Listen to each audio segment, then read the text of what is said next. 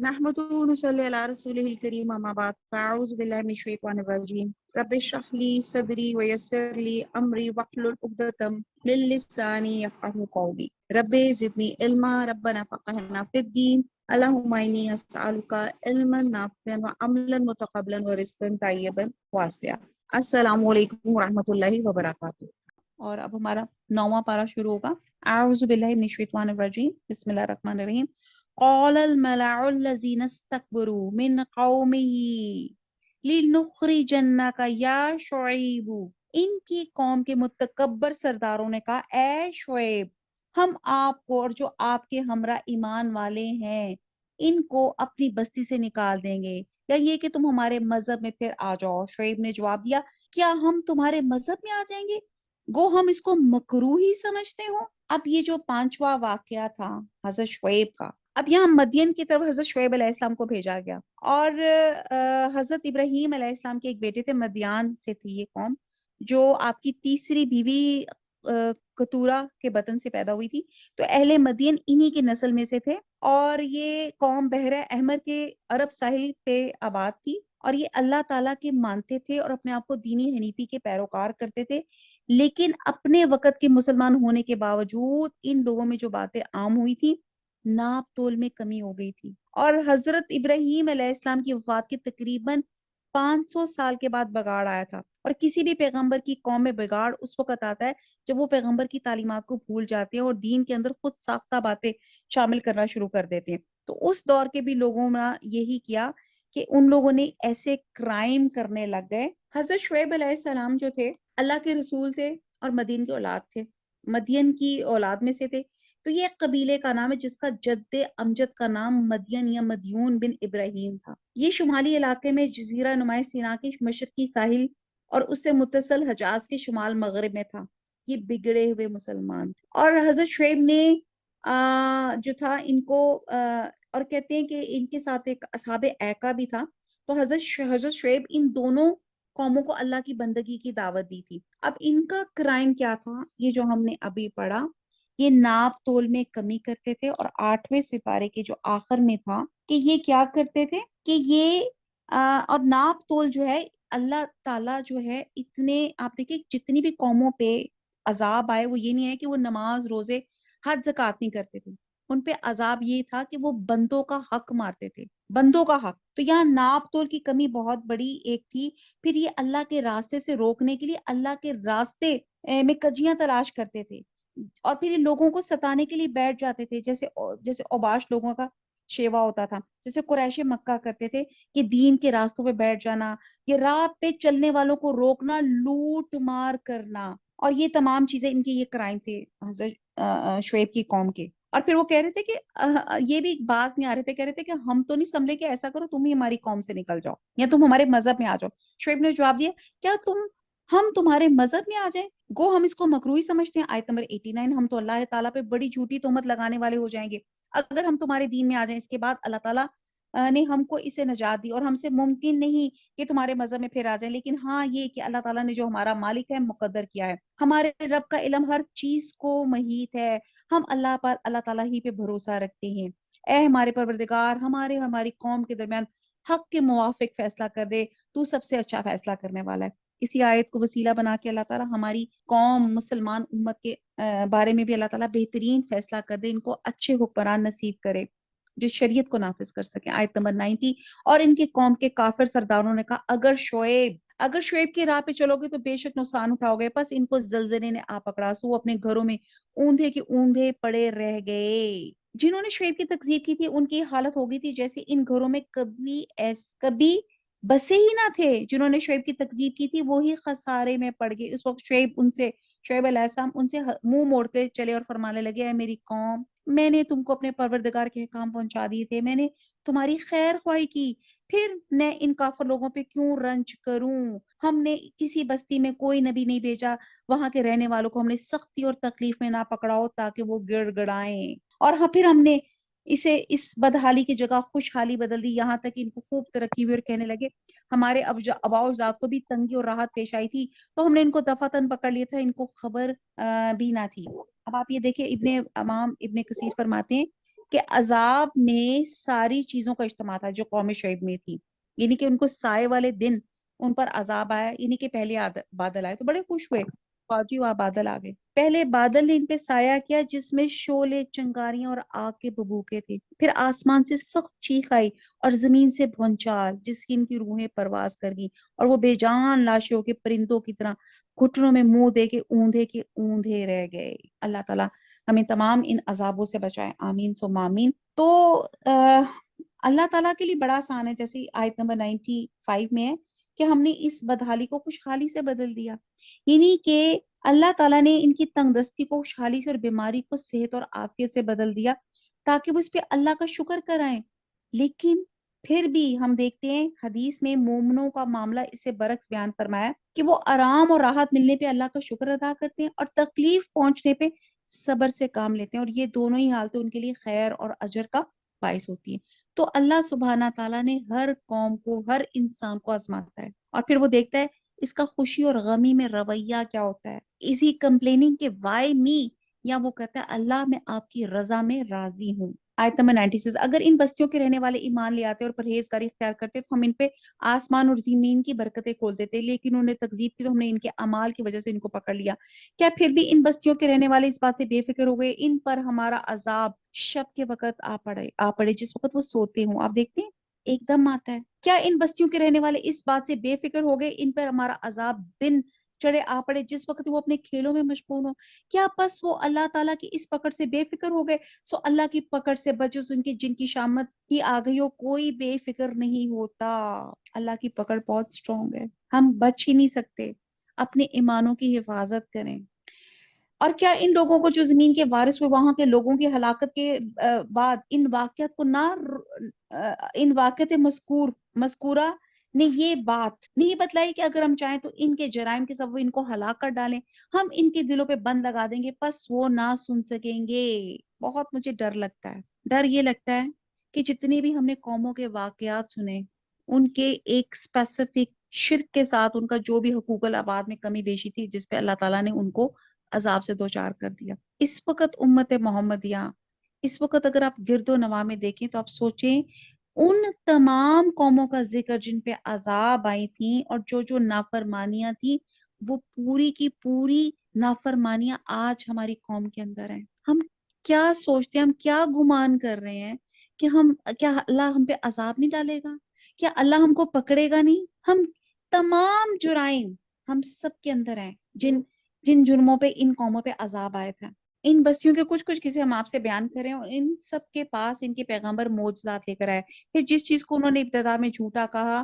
یہ بات نہ ہوئی کہ پھر اس کو مان لیتے۔ اللہ تعالیٰ اسی طرح کافروں کے دلوں پہ بند لگا دیتا ہے، اور اکثر لوگوں میں سے ہم نے وفائے عہد نہ دیکھا، ہم نے اکثر لوگوں کو ہی بے حکم پایا۔ پھر اس کے بعد ہم نے موسیٰ علیہ السلام کو اپنے دلائل دے کے فرعون اور اس کے امراء کے پاس بھیجا، مگر ان لوگوں نے ان کا بالکل حق ادا نہ کیا۔ سو دیکھیے ان مفسدوں کا کیا انجام ہوا۔ اور موسیٰ نے فرمایا اے فرعون، میں رب العالمین کی طرف سے پیغمبر ہوں، میرے لیے یہی شایان ہے کہ بجز سچ کے اللہ کی طرف کوئی بات منسوب نہ کروں، میں تمہارے پاس تمہارے رب کی طرف سے ایک بڑی دلیل بھی لایا ہوں، سو تو بنی اسرائیل کے کو میرے ساتھ بھیج دے۔ فرعون نے کہا اگر آپ کوئی معجزہ لے کر آئیں تو اس کو پیش کیجئے، اگر آپ سچے ہیں۔ بس آپ نے اپنا عصا ڈال دیا، سو دفتن وہ صاف ایک اسلحہ بن گیا، اور اپنا ہاتھ باہر نکالا، سو یکایک سب دیکھنے والوں کے روبرو بہت ہی چمکتا ہوا ہو گیا۔ قوم فرعون میں جو لوگ سردار لوگ تھے انہوں نے کہا کہ واقعی یہ شخص ماہر جادوگر ہے۔ اب یہ حضرت موسیٰ علیہ السلام اور فرعون کا واقعہ ہے۔ فرعون کے معنی ہوتے ہیں سورج دیوتا کا اوتار، بڑا دیوتا سورج تھا جسے را کہا جاتا تھا، اور بادشاہ وقت کو جو تھا جو بھی اس وقت کا جو مطلب بادشاہ تھا اس کو فاریہ کہا جاتا تھا، اور عبرانی میں فاریہ اور عربی میں فرعون، تو ہر تخت نشین فرعون کہلایا جاتا تھا۔ تو یہاں واقعہ حضرت موسیٰ علیہ السلام کا آ رہا ہے، اس کو بھی میں بریف تھوڑا سا نریٹ کر دیتی ہوں۔ اچھا جی، حضرت موسیٰ علیہ السلام کا میں بچپن سے شروع کرتی ہوں۔ حضرت فرعون، جیسے میں نے فرعون کا بھی آپ کو ڈیفائن کیا، فرعون جو تھا اس زمانے میں، اور آج بھی آپ دیکھیں کہ جب بھی کوئی کام کرنا ہوتا ہے تو فوراً ہم قامت سے پوچھ رہے ہوتے ہیں کہ جی بتائیں یہ حق میں میرے ہے کہ نہیں، حالانکہ اللہ سبحانہ تعالیٰ نے نجومیوں کے پاس جانا یا اپنے ہاتھ دکھانا اس کی سختی سے ممانعت ہے، 40 دن تک آپ کی نماز قبول نہیں ہوتی ہے، اور غیب کا علم تو سوائے اللہ تعالیٰ کے کسی کے پاس نہیں ہے۔ تو آج بھی ہم وہی حرکت کرتے ہیں۔ تو فرعون نے اپنے کوئی بھی کام کرنے سے پہلے وہ نجومیوں سے اس کا پوچھتا تھا کہ اس کے پوچھتا تھا کہ یہ ٹھیک ہے کہ نہیں ہے۔ تو ان کے نجومیوں نے کہا کہ آپ کی سلطنت میں بنی اسرائیل میں ایک بچہ پیدا ہوگا جو آپ کی حکومت کو تباہ کر دے گا، جس پہ فرعون کو بڑا غصہ آیا۔ اس نے کہا کہ جو اب بچہ پیدا ہو اس سب کو، جو لڑکے پیدا ہوں ان کو قتل کر دیا جائے۔ تو جب انہوں نے قتل کا سلسلہ شروع کیا تو درباریوں نے کہا کہ اگر آپ سارے لڑکوں کو مار دیں گے تو پھر ہمارے خدمت گار کون بنیں گے؟ یعنی کہ فرعون کی غلامی میں بنی اسرائیل کی قوم تھی۔ انہوں نے کہا کہ یہ بنی اسرائیل مر گئے تو پھر لڑکے مر گئے تو ہمارے خدمت گار کون، ملازم کون بنے گا؟ جس پہ فرعون نے تھوڑی سی ریلیکسیشن یہ کی کہ اس نے کہا کہ 1 سال کے لڑکے جو ہیں ان کو چھوڑ دیا جائے اور اگلے سال کے لڑکوں کو مار دیا جائے۔ اور اسی طرح حضرت موسیٰ علیہ السلام جس سال پیدا ہوئے اس سال میں لڑکوں کا قتل کرنے کا حکم تھا، اور ان کے بھائی حضرت ہارون علیہ السلام، اسکالرز کہتے ہیں یا تو وہ اس بات سے پہلے پیدا ہوئے یا وہ اس سال پیدا ہوئے کہ جب لڑکوں کو قتل نہیں کیا جاتا تھا اس سال۔ تو اس طرح آپ کی حضرت موسیٰ علیہ السلام کی جب پیدائش ہوئی تو ان کی جو والدہ تھی انتہائی پریشان ہوئی، فکر مند ہوئی، ہائے میری جان، میرا لال۔ اب اور وہ کیا ہوتا تھا کہ سپاہی گھومتے پھرتے تھے شہروں میں، کرندے تو گھومتے تھے کہ کہیں پتا چلے کہ کہیں بچہ کسی کی ڈیلیوری ہونی ہے تو ہمیں پتا چلے اگر وہ لڑکا ہے تو ہم اس کو آن دا اسپاٹ جو ہے اس کو قتل کر دیں۔ تو ان کی ماں نے بھی کہیں چھپ کے جب ان کی ڈیلیوری کی تو ان کو بہت ڈر لگ رہا تھا۔ پھر اللہ سبحانہ تعالیٰ نے، یہ ہم پڑھیں گے قرآن ہی کے الفاظوں میں ہے کہ اللہ سبحانہ تعالیٰ نے ان کی ماں کی مامتا کو ٹھنڈا رکھا، ان کے اندر یہ حوصلہ دیا، ان کو یہ تجویز سجائی کہ ایک بچے کو ایک لکڑی کے صندوق میں دریا میں بہا دیا جائے۔ بیسکلی اگر یہ سوال میں اور آپ کریں نا تو ہمارا کبھی حوصلہ بھی نہ ہو، حالانکہ ہمارے پیچھے کوئی تلوار لے کے بھی کھڑا ہو، کہ دریا میں آپ نے کبھی روانی دیکھی کتنا تیزی سے جاتا ہے، اور ایک چھوٹا سا بچہ آپ کیا سوچتے ہیں کہ وہ لکڑی کے باکس میں وہ ٹھیک بھی رہے گا کہ نہیں؟ لیکن یہ اللہ سبحانہ تعالیٰ نے حضرت موسیٰ علیہ السلام کی والدہ کو یہ بات سجھائی، اور انہوں نے اس بچے کو اس لکڑی کے صندوق میں دریا کے سپرد کر دیا، اور ان کی بہن، ان کی حضرت موسیٰ علیہ السلام کی بہن کا نام تھا مریم، ان کو کہا، وہ اسکالرز کہتے ہیں وہ شاید 10 یا 12 سال کی تھی، ان کو کہا کہ آپ ساتھ ساتھ دریا کے چلتی رہو اور دیکھو کہ یہ لکڑی کا تابوت کہاں جاتا ہے۔ اور وہ تابوت جس میں حضرت موسیٰ علیہ السلام لیٹے ہوئے تھے، وہ تابوت چلتا گیا اور ان کی بہن ساتھ ساتھ ان کو فالو اپ کرتی رہی۔ اور کہتے ہیں کہ کچھ آگے جا کے حضرت آسیہ علیہ السلام اپنی فرینڈز کے ساتھ یا اپنی کنیزوں کے ساتھ وہاں پہ کنارے پہ، کوئی دریا کے کنارے بیٹھی ہوئی تھی، تو انہوں نے دیکھا کہ تابوت ایک لکڑی کا آ رہا ہے، تو انہوں نے کہا کہ جاؤ پکڑ کے لاؤ، اس میں دیکھیں کہ کیا ہے۔ تو جب وہ ان کے ملازم وہ پکڑ کے لے کر آئے تو انہوں نے دیکھا کہ ایک بچہ، خوبصورت سا بچہ اس کے اندر تھا، تو جس پہ وہ بڑی خوش ہوئی کیونکہ ان کی اولاد نہیں تھی، اور حضرت آسیہ جو تھی فرعون کی بیوی تھی، تو انہیں بچہ بڑا اچھا لگ گیا۔ انہوں نے فرعون سے ریکویسٹ کی کہ اس کی میں پرورش کروں گی۔ تو فرعون نے، اور اچھا اس کے بارے میں تھوڑے سے 2 اسکالرز کی تھاٹ ہے، ایک کہتے ہیں کہ ایکچولی اٹ ہیپنس، اور ایک کہتے ہیں کہ نہیں، بنی بنائی باتیں ہیں، کہ حضرت آسیہ نے جیسے ان کو کہا کہ یہ بچہ تو اتنا معصوم ہے کہ یہ کھجور میں اور آگ کے انگارے میں فرق نہیں کر سکتا، اور جب کہتے ہیں حضرت موسیٰ کے علیہ السلام کے سامنے جب یہ چھوٹے سے تھے تو ان کے سامنے انگارہ یا کھجور رکھی تو وہ انگارے کو انہوں نے پکڑ کے منہ میں ڈال لیا، جیسے بچہ نہیں ہر چیز کو پکڑ کے منہ میں ڈالتا، کہ وہ تھوڑا سا ان کو گلٹرنگ سا لگ رہا تھا، اور جس پہ کہتے ہیں کہ شاید وہ لکنت تھی، تھوڑا سا سٹیمر تھا، جس کے لیے انہوں نے آگے چل کے دعا مانگی تھی، رب اشرح لی، کہ میری زبان کی گرہ کھول دے۔ کچھ اسکول آف تھاٹ یہ کہتے ہیں کہ یہ بات نہیں تھی، بہرحال اس میں تھوڑا سا کنفیوژن ہے۔ تو بہرحال حضرت آسیہ نے فرعون کو منا لیا کہ بچہ ان کی دربار میں پرورش پائے گا۔ تو آپ یہ دیکھیں کہ وہ بچے کی پرورش اللہ تعالیٰ نے دربار میں کی، اور پھر اس کے بعد یہ ہوا کہ اس بچے کو دودھ کون پلائے گا، مدر فیڈ کون دے گا، جس کے لیے انہوں نے اعلان کیا، اور بہت سی عورتیں آئیں اجرت کے کہ ہمیں اس چیز پہ بہت زیادہ معاوضہ ملے گا، لیکن حضرت موسیٰ علیہ السلام کسی کی گود میں چپ نہیں ہوئے، کسی کی گود میں انہوں نے مدر فیڈ لی، جس پہ جو مریم ان کی بہن ساتھ کھڑی تھی، تو انہوں نے حضرت آسیہ کو ریکویسٹ کی کہ میں ایک عورت کو جانتی ہوں تو میں ان کو بلا لاتی ہوں، شاید ان کی فیڈ لے لیں۔ تو حضرت آسیہ نے کہا ہاں کیوں نہیں، وائی ناٹ، آپ ان کو بلا لائیں۔ تو جو مریم تھی اپنی، یعنی کہ یہاں پہ قرآن میں کہا جاتا ہے کہ اللہ سبحانہ تعالیٰ نے حضرت موسیٰ کی والدہ کی مامتا کو ٹھنڈا کیا، ان کی آنکھیں ٹھنڈی کی، اور وہ جیسے ہی آئیں تو ان کا بیٹے کو جیسے انہوں نے گود میں لیا وہ چپ بھی ہو گیا اور ان کی مدر فیڈ لینے لگ گیا، جس پہ انہوں نے اپنی ماں اپنے بچی کی پرورش بھی کی اور اپنی پرورش پہ ان کو اجرت بھی ملی۔ اور اسی طرح حضرت موسیٰ علیہ السلام کی جو تھی وہاں پہ پرورش ہونا شروع ہو گئی۔ ایک آپ سوچیں کہ ایک عام گھر میں اور ایک دربار کے ماحول میں وہ ٹریننگ اور جو ان کے اندر ایک اللہ سبحانہ تعالیٰ ان کی تربیت جس بہترین طریقے سے انداز سے کرنا چاہتے تھے، تو اس طرح ان کی پرورش ہونا شروع ہوئی۔ پھر آگے چل کر آتا ہے کہ پھر ایک دن کہتے ہیں کہ وہ اپنے شہر میں نکلے تو انہوں نے دیکھا کہ دو شخص لڑ رہے تھے۔ تو آپ نے دیکھا کہ ایک اسرائیلی تھا اور ایک قبطی تھا، یعنی کہ فرعون کے قبیلے سے تھا۔ تو آپ نے کیا کیا کہ آپ کو لگا کہ اسرائیلی جو ہے وہ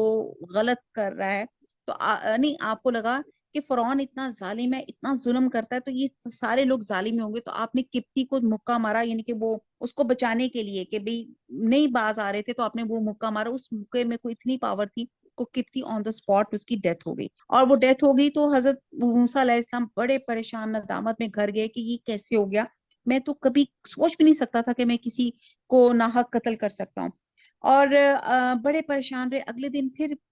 بازار میں نکلے تو انہوں نے دیکھا کہ وہ اسرائیلی پھر ایک اور شخص سے لڑ رہا تھا، جس پہ حضرت موسیٰ علیہ السلام کو بہت غصہ آیا۔ اس نے کہا کہ میں تو سمجھ رہا تھا کہ تم حق پر ہو اور وہ قبطی ظالم تھا، لیکن تم تو وہی جھگڑالو، یعنی کہ تم ہر ایک سے جھگڑے ہو۔ وہ آگے بڑھے کہ میں اس کو میں سمجھاؤں، تو اسرائیلی ڈل گیا کیونکہ اس نے دیکھا تھا کہ ان کے ہاتھ میں اتنی پاور تھی کہ کل انہوں نے ایک مکہ ہی روکنے کے لیے، لڑائی روکنے کے لیے انہوں نے گڈ فیتھ کے ساتھ اس کو کیا، تو وہ اس سے قبطی کی ڈیتھ ہو گئی۔ تو اس نے شور مچانا شروع کیا کہ اگر تم میرے پاس آگے بڑھو گے تو میں بتا دوں گا کہ کل جو شخص مرا تھا وہ آپ نے مارا تھا، جس پہ حضرت موسیٰ علیہ السلام بھی پریشان ہو گئے، اور کہتے ہیں کہ اس نے یہ بات ریومرز پھیلا بھی دی، جس پہ کسی نے حضرت موسیٰ علیہ السلام کو کوئی ویل وشر تھا، انہوں نے کہا کہ آپ اس جگہ سے باہر نکل جائیں تاکہ فرعون کے بندے آپ کو نہ پکڑ لیں۔ تو جس پہ جو تھے حضرت موسیٰ علیہ السلام اس بستی سے باہر نکل گئے، اور کہتے ہیں کہ آپ ذرا دور گئے، ظاہر آپ کے پاس کوئی کھانے پینے کا سامان نہیں تھا، کچھ نہیں تھا، آپ بالکل اسی طرح وہ نکل گئے تھے۔ تو کہتے ہیں کہ آپ ایک درخت کے نیچے آپ آرام ذرا کر رہے تھے، تو آپ نے دیکھا کہ دو لڑکیاں ہیں جو ایک کنویں میں سے پانی لینا چاہ رہی ہیں، اور کنویں کے منہ کے اوپر کافی بڑا سا پتھر پڑا ہوا ہے۔ تو بہرحال آپ کی ماشاءاللہ آپ کی پاور بڑی مشہور تھی، کی بڑی اسٹرینتھ تھی آپ کے اندر، آپ نے وہ کنویں میں سے وہ پتھر پیچھے کیا، اور نہ صرف پیچھے کیا بلکہ ڈول اندر ڈال کر ان کے جو تھے ان کا پانی بھی بھر کر ان کو دیا، کیونکہ اس زمانے میں وہی بات ہے، سیوریج سسٹم تو نہیں تھا، لوگ کنووں میں سے ہی پانی نکال کے اپنے گھر کی ضرورت پوری کیا کرتے تھے۔ تو بہرحال جس پہ وہ لڑکیاں بہت خوش ہوئیں، اور انہوں نے کہا کہ آپ ایسا کریں کہ آپ ہمارے والد کے پاس آئیں تو وہ اس کو آپ کو انعام دیں گے۔ تو حضرت موسیٰ علیہ السلام اس وقت جس کو کہتے ہیں گھر سے نکلے ہوئے تھے، بے گھر ہوئے ہوئے تھے، ان کے پاس کھانے کو کچھ نہیں تھا، رہنے کو کچھ نہیں تھا، پہننے کو کچھ نہیں تھا۔ تو انہوں نے کہا چلو اسی بہانے مجھے کوئی رہنے کا ٹھکانہ مل جائے گا اور کھانے کو بھی کچھ مل جائے گا۔ تو وہ ان لڑکیوں کے ساتھ ان کے پیچھے پیچھے آنے جانے لگے۔ تو حضرت موسیٰ علیہ السلام کی حیا بہت مشہور ہے، ان کی شرم بہت مشہور ہے۔ تو جب وہ ہوا ہوتی تو ان لڑکیوں کے دوپٹے تھوڑے سے ادھر ادھر سرک جاتے، تو آپ کو بہت شرم آئی۔ تو آپ نے کہا، ان لڑکیوں سے کہا کہ ایسا کرو، میں آگے چلتا ہوں اور تم میرے پیچھے چلو، اور مجھے کنکر مار کے، پتھر مار کے مجھے راستہ بتاتے جانا کہ اسٹریٹ جانا ہے یا رائٹ جانا ہے یا لیفٹ جانا ہے۔ جس سے وہ لڑکیاں اور امپریس ہوئی کہ کتنا عزت والا ہے۔ اور انہوں نے، اور کہتے ہیں اسکالرز کہتے ہیں وہ حضرت شعیب علیہ السلام کی بیٹیاں تھیں، کہ جب ان کو حضرت شعیب علیہ السلام کے پاس لے کر گئیں حضرت موسیٰ علیہ السلام کو، تو انہوں نے بتایا کہ یہ شخص بہت جرت مند ہے، بہادر ہے اور بہت شرم والا ہے۔ جب باپ نے پوچھا کہ یہ تم کیسے کہہ سکتی، تو انہوں نے بتایا کہ ان کی جرت بتائی کہ کس طرح انہوں نے پتھر کو پیچھے کیا اور ان کی مدد کی، اور پھر کتنا شرم والا ہے کہ انہوں نے ہمیں پیچھے رکھا تاکہ اس کی نظر ہمارے اوپر پڑ نہ سکے۔ تو بہرحال حضرت شعیب علیہ السلام نے ان کو پھر آفر کی کہ آپ ادھر ٹھہر جائیں، میں آپ کو کھانا پکانا، آپ کو رہائش اور سب کچھ میں آپ کو دوں گا، اور اگر آپ راضی ہوں تو اگر آپ میری بیٹی سے نکاح کر لیں اور آپ میرے پاس 8 یا 10 سال رہے ایز اے حق مہر، تو میں پھر اس کے بعد آپ کو اجازت ہے آپ جہاں مرضی چلے جائیں۔ کیونکہ حضرت موسیٰ علیہ السلام اس وقت ہوم لیس تھے، انہوں نے یہ آفر قبول کی، اور حضرت اللہ سبحانہ تعالیٰ نے اتنا بہترین انتظام کیا کہ آپ کو اتنی نیک زوجہ عطا فرمائی، ایک بہترین جگہ آپ کو ٹھکانہ دیا اور رہائش دی آپ کو، اور پھر آپ نے وہ ان کے ساتھ 8 یا 10 سال آپ وہاں پہ رہے، اور 8 یا 10 سال کے بعد کہتے ہیں اسکالر جب ان کو اپنا وطن یاد آیا تو آپ نے حضرت شعیب سے اجازت لے کے کہا کہ میں اپنے گھر واپس جانا چاہتا ہوں، اور جب آپ واپس جا رہے تھے تو واپس جاتے ہوئے یہ وہ مقام آتا ہے کہ جس میں کیا اللہ سبحانہ تعالیٰ نے آپ سے کلام کیا تھا اور آپ کو نبوت سے سرفرازا تھا، کہ کہتے ہیں یا سردیوں کے دن تھے، یا کہتے ہیں کہ آپ کی بیوہ جو آپ کی جو بیوی تھی وہ فیملی ویز میں تھی، یعنی کہ ان کا بچہ ہونے والا تھا، یا کوئی ٹھنڈ کا موسم تھا، تو آپ جب ایک جگہ سے گزر رہے تھے تو آپ نے دیکھا کہ سامنے آگ جل رہی ہے، تو آپ نے اپنی زوجہ سے کہا کہ آپ یہاں پہ ٹھہریں تو میں وہاں سے جا کے تھوڑی سی آگ لے کر آتا ہوں تاکہ آپ کو تھوڑی سی ہیٹ ملے۔ ظاہر ہے جی وہ زمانے کے آپ سوچیں وہ کپڑے بھی ایسے نہیں تھے، آج تو ہم لیئرز پہ لیئرز چڑھا لیتے ہیں نا، ٹھنڈ ہے ایک اور لیئر چڑھا لی، دوسری اور لیئر چڑھا لی، اندر سے وارمرز پہن لیا آپ نے، آپ اپنی زوجہ کو چھوڑ کر آپ اس جگہ پہ گئے جہاں اللہ سبحانہ تعالیٰ نے آپ سے کلام کیا، تو جب آپ آگے بڑھے تو آپ نے دیکھا کہ جو آگ آپ کو انفیکٹ نظر آ رہی ہے وہ ایک درخت تھا، اور اس درخت سے جو تھی وہ نور تھا یا وہ کیا تھی، وہ اتنی برائٹ وہ چمک رہا تھا، اور آپ وہاں پہ گئے تو اللہ سبحانہ تعالیٰ نے پھر یہاں پہ انشاءاللہ تعالیٰ ہم آگے پڑھیں گے، پھر اللہ تعالیٰ نے آپ علیہ السلام سے گفتگو کی اور آپ کو نبوت کے اوپر سرفرازہ، اور آپ کو 2 ٹارگٹس آپ کو دیے کہ آپ فرعون جو ایک ظالم بادشاہ ہے اس کے پاس جائیں، اس کو اللہ کی وحدانیت کا پیغام دیں، اور دوسرا بنی اسرائیل جو غلام بنی ہوئی ہے جس پہ بہت ظلم ہو رہے ہیں ان کو فرعون کی غلامی سے نجات دلائیں۔ تو یہ 2 ٹارگٹس لے کے اللہ سبحانہ تعالیٰ نے آپ کو کچھ معجزات دیے، جس میں آپ کے ہاتھ میں ایک لاٹھی تھی، تو آپ نے اللہ سبحانہ تعالیٰ نے پوچھا یہ کیا ہے تمہارے ہاتھ میں؟ آپ نے کہا یہ لاٹھی ہے۔ آپ نے کہا کیا کام کرتے ہو؟ کہتے ہیں میں پتے جھاڑتا ہوں، راستہ صاف اپنا کرتا ہوں۔ تو اللہ سبحانہ تعالیٰ نے کہا اس کو زمین پہ رکھو، جب وہ زمین پہ رکھی تو وہ ایک استہا بن گئی، اور وہ ایک دم آپ ڈر کے مارے بھاگے۔ اللہ سبحانہ تعالیٰ نے ان کے اندر ہمت ڈالی اور ان کو کہا کہ ان کو پکڑو، اور جب انہوں نے اس کو پکڑا تو وہ پھر عام لاٹھی جیسی ہوگی۔ پھر دوسرا ان کو موضع دیا کہ اپنا ہاتھ جو ہے گریبان سے ایسے نکالیں گے تو وہ چمکتا ہوا نظر آئے گا۔ تو یہ 2 معجزے لے کے فرعون کے پاس جاؤ اور اللہ کا پیغام دو، جس پہ یہ فرعون کے پاس گئے اور ان کو جب اللہ کا پیغام دیا اور اس طرح تو اور جب اپنا وہ دیا، اسی طرح جب انہوں نے وہاں پہ لاٹھی نکالی اور فرعون کے دربار میں تو استہا بن گئی، تو فرعون جو تھا اس نے تو وہ انہوں نے منادی کرا دی، انہوں نے منادی یہ کرا دی کہ تمام، یعنی کہ میں ان لوگوں کو بہت زیادہ انعام دوں گا، بہترین ان کو پوسٹ دوں گا حکومت میں، جو ان کے شعبدے کا وہ سوچ رہے تھے کہ یہ جادو ہے، اس جادو کا توڑ لے کر آئیں گے جو حضرت موسیٰ علیہ السلام کو اللہ سبحانہ تعالیٰ نے معجزے دیے تھے۔ اور پھر یہ اعلان ہوا اور پورا جو دنیا جو تھی ایک مقابلے کا دن مقرر ہوا، دن کے وقت ہوا تاکہ کلیئر کٹ ہو، کوئی ایمبیگیٹی نہ رہ جائے، کوئی نظر کا دھوکہ نہ ہو جائے۔ دن کے وقت یہ مقابلے کا اہتمام ہوا اور تمام جادوگر جو تھے وہ سارے اکٹھے ہوئے، اور انہوں نے جو تھیں انہوں نے کہا کہ کون پہلے شروع کرے گا، تو حضرت ابراہیم علیہ السلام نے کہا کہ پہلے آپ شروع کریں، جیسے اللہ تعالیٰ نے ان کو حکمت سے ایک بات ان کو سمجھائی۔ اور پھر جب انہوں نے اپنے تیر، لاٹھیاں یا رسیاں جب انہوں نے میدان میں پھینکی تو ہزاروں کی تعداد میں وہ سانپ چلنا شروع ہو گئے میدان میں، اور جب اللہ کے حکم سے، اللہ کے اذن سے جب حضرت موسیٰ علیہ السلام نے اپنی لاٹھی وہ ڈالی تو وہ جو ان کی جو لاٹھی تھی وہ آہستہ آہستہ ایک چھوٹے سانپ سے ہوتے ہوتے گریجولی، جس کو کہتے ہیں نا ایناکونڈا، اس طرح کا بڑا استہا بن گئی، اور اس استہا نے ان کے تمام جو تھے وہ ان کے جو سانپ تھے ان کو نگل لیے، جس پہ تمام جادوگر آن دا اسپاٹ سجدے میں گر گئے۔ انہوں نے کہا ہم موسیٰ اور ہارون کے رب پر ایمان لاتے ہیں، کیونکہ یہاں ان کو پتا چل گیا تھا کہ معجزے میں اور جادو میں کیا فرق ہے۔ جادو جو ہوتا ہے وہ آپ کی ایک آپ کی نظر کی بندش ہوتی ہے، میسمرائزیشن ہوتی ہے، آپ جس کو کہتے ہیں نا کہ وہ آپ کا تھوڑا وہ ہوتا ہے جس میں آپ دھوکا سے دے کے آپ کچھ بھی، آپ ٹیلی پیتھی یا کچھ بھی طریقے سے لوگوں کے سامنے کچھ کا کچھ دکھا دیتے ہیں، لیکن موج اللہ کی طرف سے ہوتا ہے۔ بہرحال آگے چلتے ہیں، آیت نمبر 103۔ پھر ان کے بعد ہم نے موسیٰ کو اپنے دلائل دے کے فرعون اور اس کے امرا کے پاس بھیجا، مگر ان لوگوں نے ان کا بالکل حق ادا نہ کیا، سو دیکھیے ان مفسدوں کا کیا انجام ہوا۔ اور موسیٰ علیہ السلام نے فرمایا اے فرعون میں رب العالمین کی طرف سے پیغامبر ہوں، میرے لیے شیان ہے بجز سچ کے اللہ تعالیٰ کی طرف کوئی بات منسوب نہ کروں، میں تمہارے پاس تمہارے رب کی طرف سے ایک بڑی دلیل بھی لایا ہوں، سو تو بنی اسرائیل کے کو میرے ساتھ بھیج دے۔ فرعون نے کہا اگر آپ کوئی معجزہ لے کر آئیں تو اس کو پیش کیجئے، اگر آپ سچے ہیں۔ بس آپ نے اپنا عصا ڈال دیا، سو دفعتاً وہ صاف ایک اسلحہ بن گیا اور اپنا ہاتھ باہر نکالا، سو وہ یکایک سب دیکھنے والوں کے روبرو بہت ہی چمکتا ہوا ہو گیا۔ قوم فرعون میں جو سردار لوگ تھے انہوں نے کہا کہ واقعی یہ شخص بڑا ماہر جادوگر ہے، یہ چاہتا ہے کہ تم کو تمہاری سرزمین سے باہر کر دے، تم لوگ کیا مشورہ دیتے ہو؟ یعنی کہ اس فرعون نے جو تھا ان لوگوں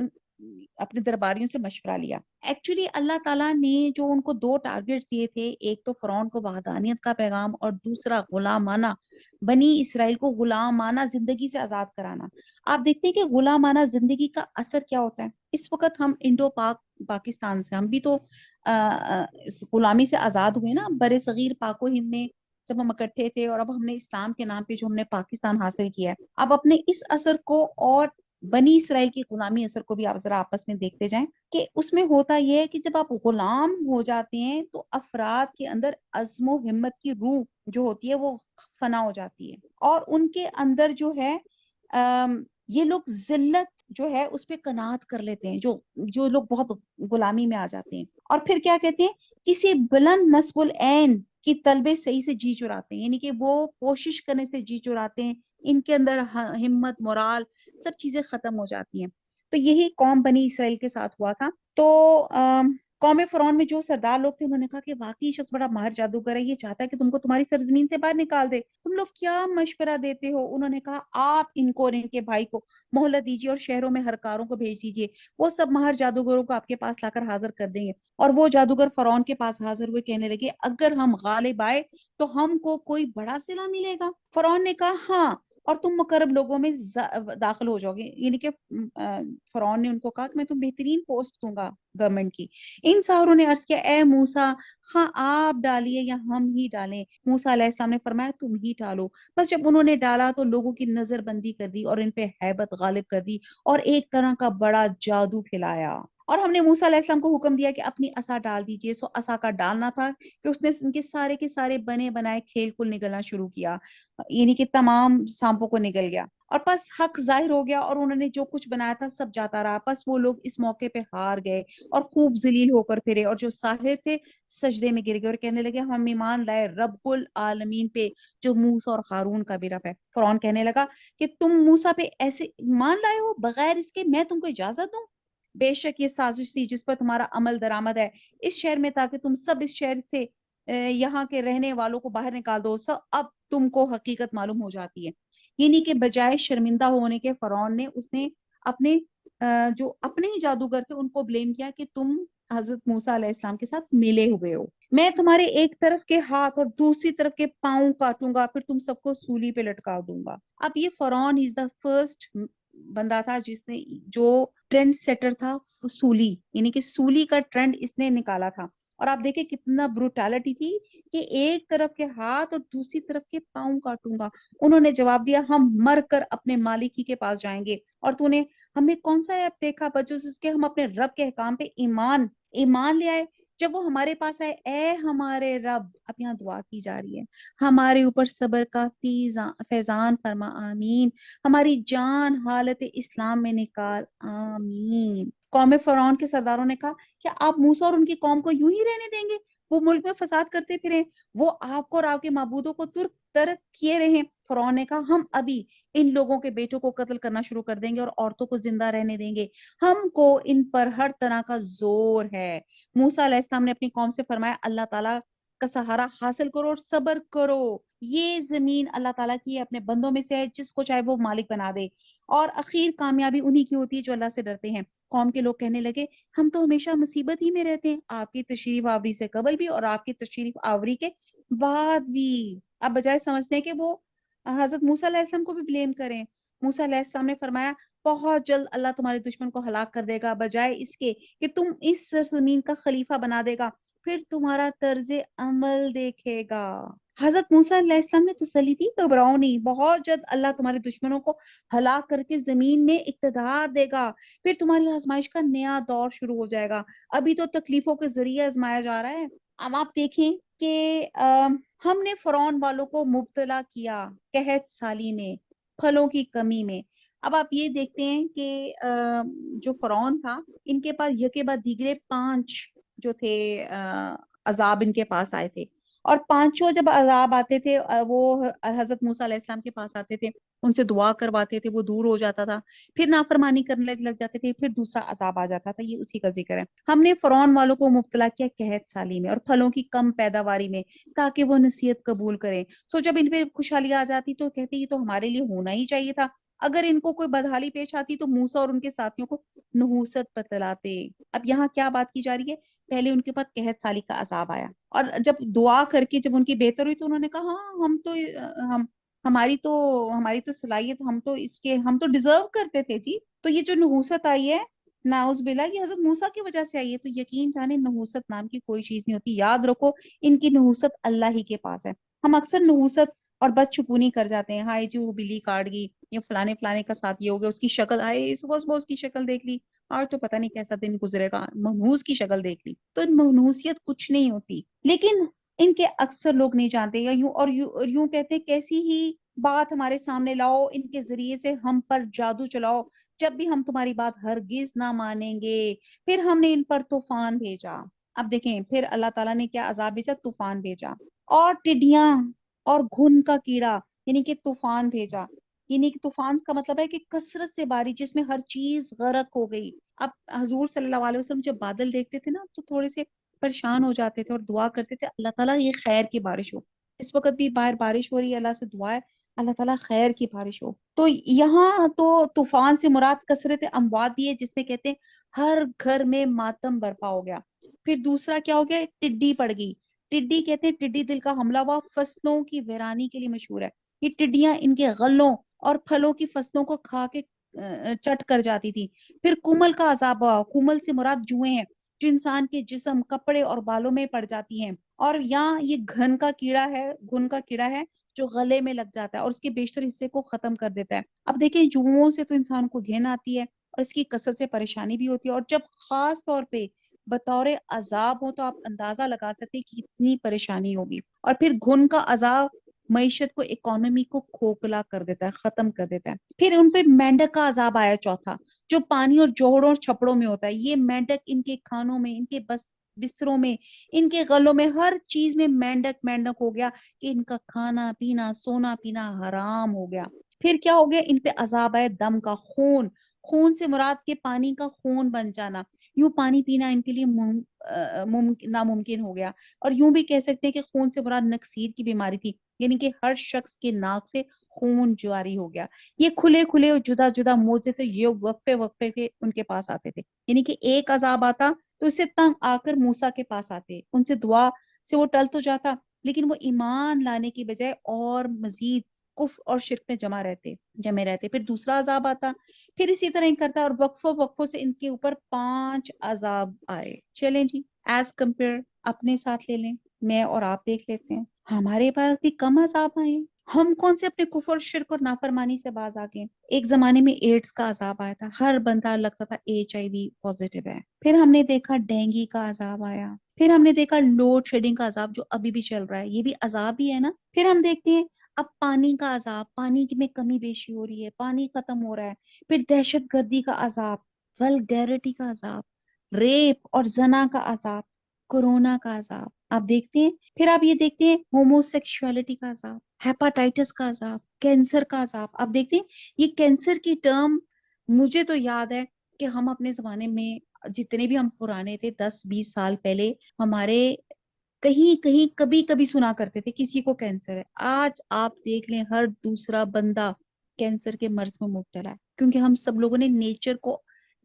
کو ہم نے اگنور کر لیا ہے۔ ہم لوگوں نے خود ساختہ طریقے بنا لیے ہیں سونے، جاگنے، کھانے پینے کے، آرٹیفیشل تھنگس۔ پھر ہم دیکھتے ہیں کہ آپ دیکھتے ہیں موبائل کا عذاب، میڈیا وار کا عذاب آپ دیکھتے ہیں۔ یہ جو اس وقت ہم سب کے ہاتھوں میں موبائل ہے، یہ کتنا بڑا عذاب ہے۔ اس کو ہم کم ہی اچھے راستے کے لیے استعمال کرتے ہیں، موسٹلی اس کو برائی کے لیے استعمال کرتے ہیں۔ کہیں تو یہ عذاب ہیں جو یکے بعد دیگر ہمارے پاس آئے ہیں، اور پھر اس کے بعد ہم پھر نافرمانیوں میں رہ جاتے ہیں۔ مجھے بتائیں یہ کورونا آ کے چلا گیا، یہ دوبارہ آ رہا ہے، کیا فرق پڑا ہمارے کسی بھی چیز میں. ہمارے یہاں پہ کوئی فوتگی ہو گئی، ہمارے سامنے ہمارے گھر کے پیارے فوت ہو گئے، ہمارے اندر کیا چیز چینج آیا ان کو دیکھ کے؟ ہاں کوئی نہیں، وہی مرا نا، ہم تو شکر ہے بچ گئے نا. تو بہرحال یہ ہمارے پاس عذاب آئے ہیں، ہمارے اندر کیا چینج آیا ہے، کیا تبدیلی آئی ہے، کیا ہم اللہ تعالیٰ کو جواب دیں گے؟ یہ تمام عذاب، یہ جو میں نے بتائے، یہ سب عذاب ہمارے اندر ہو رہے ہیں، گزر رہے ہیں. اللہ تعالیٰ ہمیں وارننگ سائنس دے رہا ہے، سگنلز دے رہا ہے، ہمیں سمبلز بھیج رہا ہے. اپنے آپ کو صراط مستقیم پہ لے آؤ، اللہ کے فرمانبردار بن جاؤ، اللہ کے مطلوب باعمل انسان بن جاؤ. اللہ میاں ہمیں قرآن کا مطلوب اور باعمل انسان بنا دے. اچھا جی، آیت نمبر ہے، پھر ہم نے ان پہ طوفان بھیجا اور ٹڈیاں اور گھن کا کیڑا اور مینڈک اور خون، یہ سب کھلے کھلے موجے تھے، سو وہ تکبر کرتے رہتے. وہ لوگ کچھ تھے ہی جرائم پیشہ. اور جب ان پہ کوئی عذاب واقع ہوتا تو یوں کہتے ہیں موسیٰ ہمارے لیے اپنے رب کے پاس سے دعا کیجئے. جب جس کا اس نے آپ سے عہد کر رکھا ہے، آپ اس عذاب کو ہم سے ہٹا دیجئے تو ہم ضرور ضرور آپ کے کہنے سے ایمان لے آئیں گے. ہم بنی اسرائیل کو بھی رہا کر کے آپ کے ہمراہ کر دیں گے. اور پھر جب ان سے اس عذاب کا ایک خاص وقت تک ان کا پہنچنا تو ہٹا دیتے تو وہ فوراً ہی عہد چکنی کرنے لگتے. پھر ہم نے ان سے بدلہ لیا، یعنی کہ ان کو دریا میں غرق کر دیا، اس سبب سے کہ وہ ہماری آیتوں کو جھٹلاتے تھے، ان سے بالکل ہی غفلت کرتے تھے. ہم نے ان لوگوں کو جو بالکل کمزور شمار کیے جاتے تھے اس زمین کے پورب پچھم کا مالک بنا دیا، جس میں ہم نے برکت رکھی ہے. کہتے ہیں ایک عذاب آتا تھا تو اسے تنگ آ کے موسیٰ علیہ السلام کے پاس آتے تھے، دعا کریں. اور اسی طرح کہتے ہیں یکے بعد دیگرے 5 ان کے عذاب آئے. اور اتنی بڑی نشانیاں لانے کے بعد بھی یہ لوگ ٹھیک نہیں ہوئے، اور آخر میں اللہ سبحانہ تعالیٰ نے انہیں دریا میں غرق کر دیا. اب یہاں پہ اللہ تعالیٰ بتا رہے ہیں کہ اس سرزمین میں اللہ تعالیٰ نے، یعنی کہ زمین سے مراد یہاں شام کا علاقہ فلسطین ہے، جہاں اللہ تعالیٰ نے عمالقہ کے بعد بنی اسرائیل کو غلبہ عطا فرمایا. اور شام میں بنی اسرائیل حضرت موسیٰ علیہ السلام اور ہارون علیہ السلام کی وفات کے بعد اس وقت حضرت یوشع بن نون نے عمالقہ کو شکست دی اور بنی اسرائیل کے لیے راستے ہموار کر دیا، اور زمین کے ان حصوں میں برکتیں رکھی، یعنی کہ شام کے علاقے میں جہاں بکثرت انبیاء کا مسکن ہے اور وہاں پہ تدفین بھی ان کی ہوئی ہے. اور ظاہری اور باطنی دونوں قسم کی برکتوں سے یہ زمین مالا مال رہی. اور آپ کے رب کا نیک وعدہ بنی اسرائیل کے حق میں ہے، ان کے صبر کی وجہ سے پورا ہو گیا. اور کیا تھا؟ صبر کی وجہ. سورہ قصص میں ہے، ہم چاہتے ہیں کہ ان پہ احسان کریں، جو زمین میں کمزور سمجھے جاتے ہیں ان کو پیشوا بنوائیں اور ملک کا وارث کریں، اور ملک میں ان کی قوت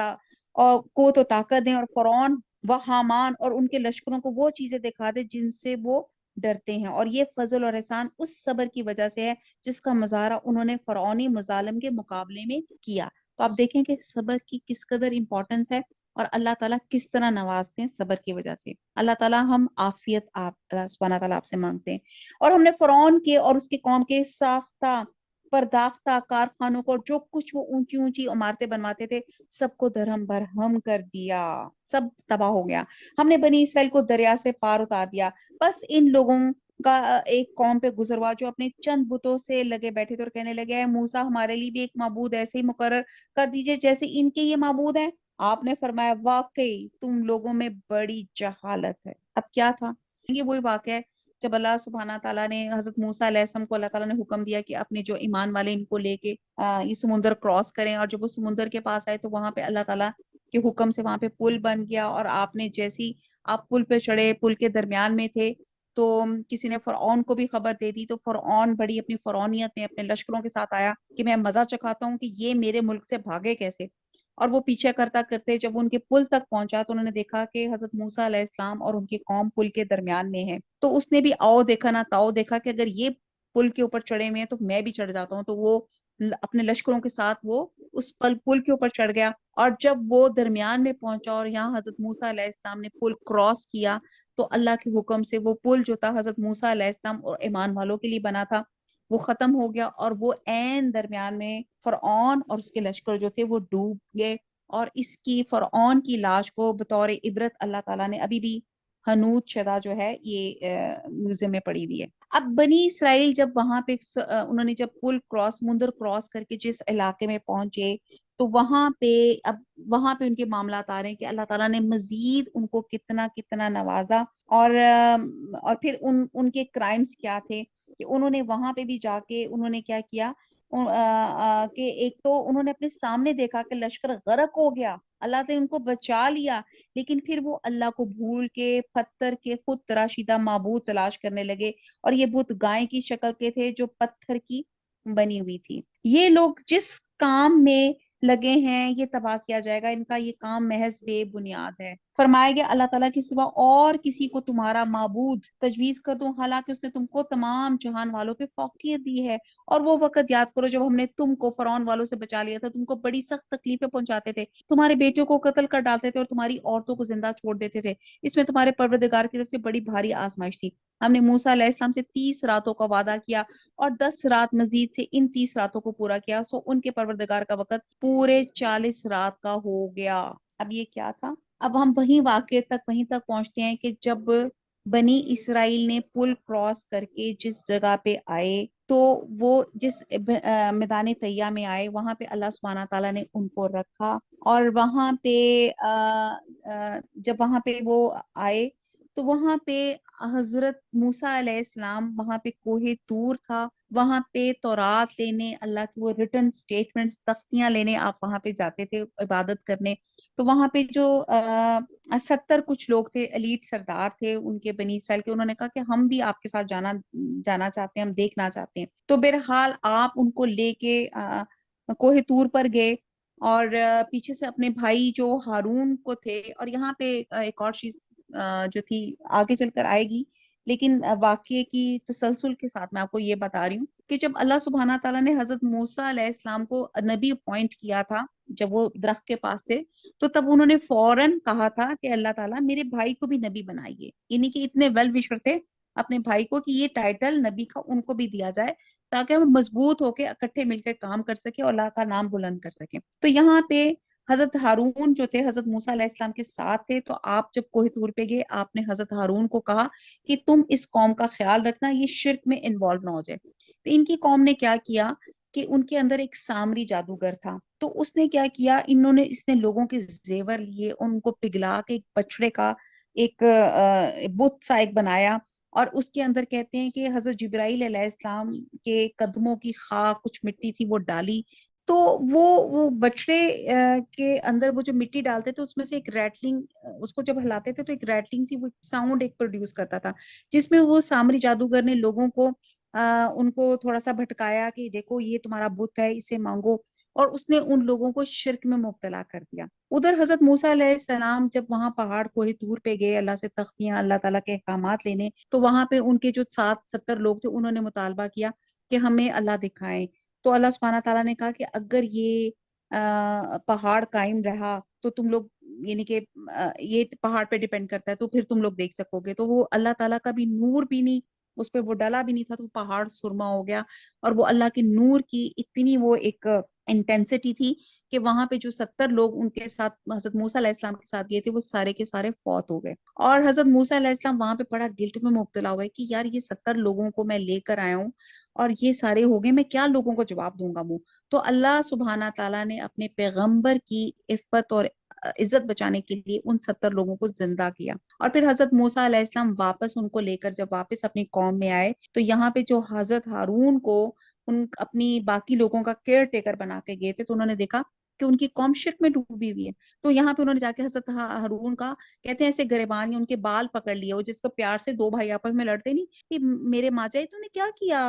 یہ کیوں ان کو انوالو کیا؟ جس پہ حضرت ہارون نے بڑے پولائٹلی، یہ نہیں کیا کہ بھائی نے ان کے ساتھ اگر سختی سے بہیو کیا ہے تو انہوں نے بڑے پولائٹلی ان کو کہا کہ بھائی ایکچولی یہ میرے موت کے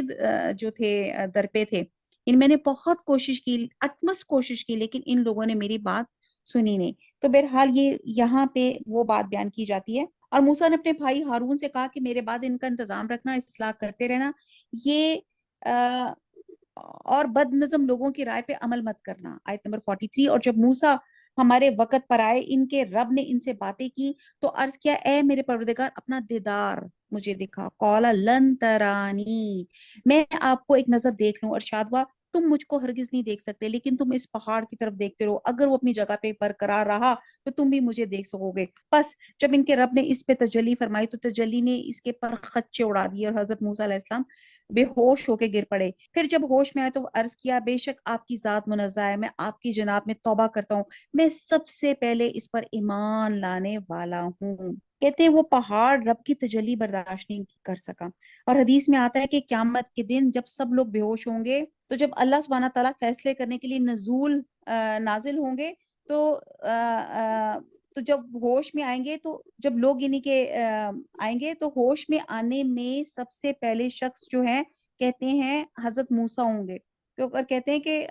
یہ حدیث کا مفہوم ہے، حضور صلی اللہ علیہ وسلم فرما رہے ہیں کہ جب قیامت والے دن سب لوگ بے ہوش ہو جائیں گے، اور یہ بے ہوشی امام ابن کثیر کے بقول میدان محشر میں اس وقت ہوگی جب اللہ تعالیٰ فیصلے کرنے کے لیے نزول یا اجلال فرمائے گا، اور جب ہوش میں آئیں گے تو میں ہوش میں آنے والوں میں سب سے پہلا شخص ہوں گا، یعنی کہ حضور صلی اللہ علیہ وسلم خود، اور میں دیکھوں گا کہ موسیٰ علیہ السلام عرش کا پایا تھامے کھڑے ہیں، اور مجھے نہیں معلوم وہ مجھ سے پہلے ہوش میں آئے یا انہیں کوہ طور کی بے ہوشی کے بدلے میں میدان محشر کی بے ہوشی سے مستثنی رکھا گیا۔ تو بہرحال یہ واللہ عالم۔ ارشاد ہوا ہے موسیٰ میں نے پیغمبری اور اپنی ہم کلامی سے اور لوگوں کو تم کو امتیاز دیا ہے، تم جو کچھ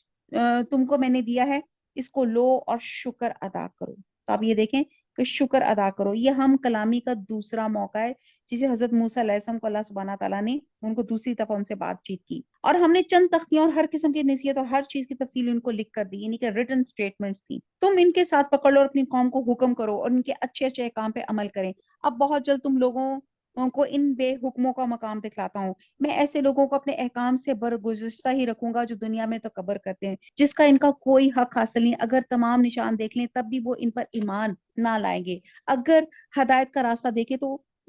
اس کا اپنا طریقہ نہ بنائیں، اور اگر گمراہی کا راستہ دیکھ لیں تو اس کا اپنا طریقہ بنا لیں، یہ اس سبب سے ہے کہ انہوں نے ہماری آیتوں کو جھٹلایا، ان سے غافل ہے، اور یہ لوگ جنہوں نے ہماری آیتوں کو اور قیامت کے پیش آنے کو جھٹلایا، یہ ان کے سب کام غارت ہو گئے، ان کو وہی سزا دی جائے گی جو کچھ یہ کرتے تھے۔ اور موسیٰ کی قوم نے ان کے بعد اپنے زیوروں کا ایک بچڑا معبود ٹھہرایا جو کہ ایک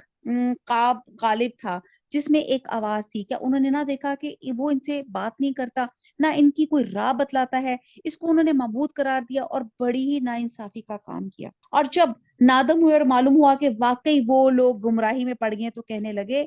اگر ہمارا رب یہ دعا مانگے، ہمارا رب ہم پہ رحم نہ کرے، ہمارے گناہ معاف نہ کرے تو ہم بالکل گئے گزرے ہو جائیں گے، اللہ ہم پہ رحم کیجئے، ہمیں معاف فرمائیے۔ اور جب موسیٰ علیہ السلام اپنی قوم کی طرف واپس آئے غصے اور رنج میں بھرے ہوئے تو فرمایا کہ تمہیں میرے بعد یہ بڑی بری جانشینی کی، کیا اپنے رب کے حکم سے پہلے تم نے جلد بازی کر لی اور جلدی سے تختیاں ایک طرف رکھیں اور اپنے بھائی کا سر پکڑ کے ان کو اپنی طرف گھسیٹنے لگے۔ ہارون نے کہا اے میرے ماں جائے، ان لوگوں نے مجھ کو بے حقیقت سمجھا اور قریب تھا کہ مجھ کو قتل کر ڈالیں، تو تم مجھ پر دشمنوں کو مت ہنسواؤ اور مجھ کو ان ظالموں کے ذیل میں مت شمار کرو۔ اب یہاں پہ ماں جائے جو ہے نا ان کا پیار اور نرمی نظر آتی ہے اس بات میں۔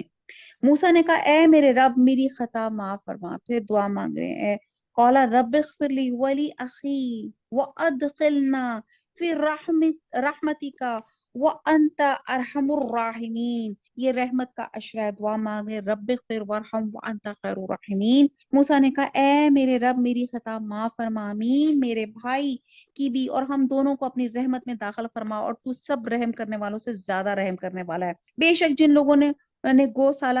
پرستی کی ہے ان پر بہت جلد ان کے رب کی طرف سے غضب و ذلت اس دنیاوی زندگی میں ہی پڑے گی، اور افطرا پردازیوں کو اور ایسی ہی سزا دیا کرتے ہیں، یعنی کہ جھوٹ بولنے والوں کو۔ اور جن لوگوں نے گناہ کے کام کیے پھر وہ ان کے بعد توبہ کر لے اور ایمان لے آئے تو تمہارا رب اس توبہ کے بعد گناہ معاف کر دینے والا رحمت کرنے والا ہے۔ اور جب موسیٰ علیہ السلام کا غصہ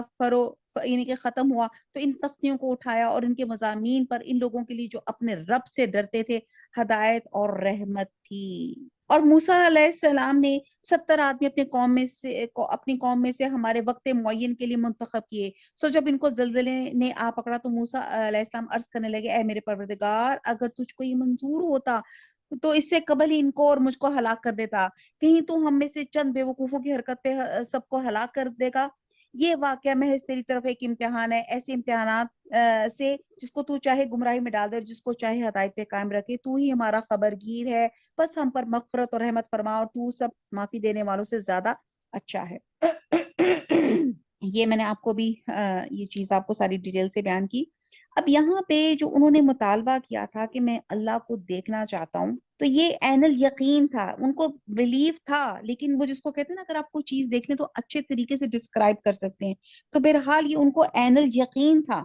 حق الیقین بھی تھا اور عین الیقین بھی تھا، وہ دل سے بھی اس چیز کو مانتے تھے اللہ سبحانہ تعالیٰ کو۔ اور ہم لوگوں کے نام دنیا میں بھی نیک خالی رکھ دے اور آخرت میں ہم تیری طرف رجوع کرنے والے ہیں، آمین۔ اللہ تعالیٰ نے فرمایا میں اپنا عذاب اس پر واقع کرتا ہوں جس پہ چاہتا ہوں، میری رحمت تمام اشیاء پہ محیط ہے۔ تو وہ رحمت ان لوگوں کے نام ضرور لکھوں گا جو اللہ سے ڈرتے ہیں اور زکوٰۃ دیتے ہیں، جو ہماری آیتوں پہ ایمان لاتے ہیں۔ اب اللہ تعالیٰ نے لسٹ آف چیزیں بتا دی کہ میں کن کن چیزوں پہ رحمت کروں گا، کہ جو اللہ سے ڈرتے ہیں، زکوٰۃ دیتے ہیں، اور جو لوگ ایسے رسول نبی امی کا اتباع کرتے ہیں جن کو وہ لوگ اپنے پاس تورات اور انجیل میں لکھا ہوا پاتے ہیں۔ حدیث میں آتا ہے کہ اللہ تعالیٰ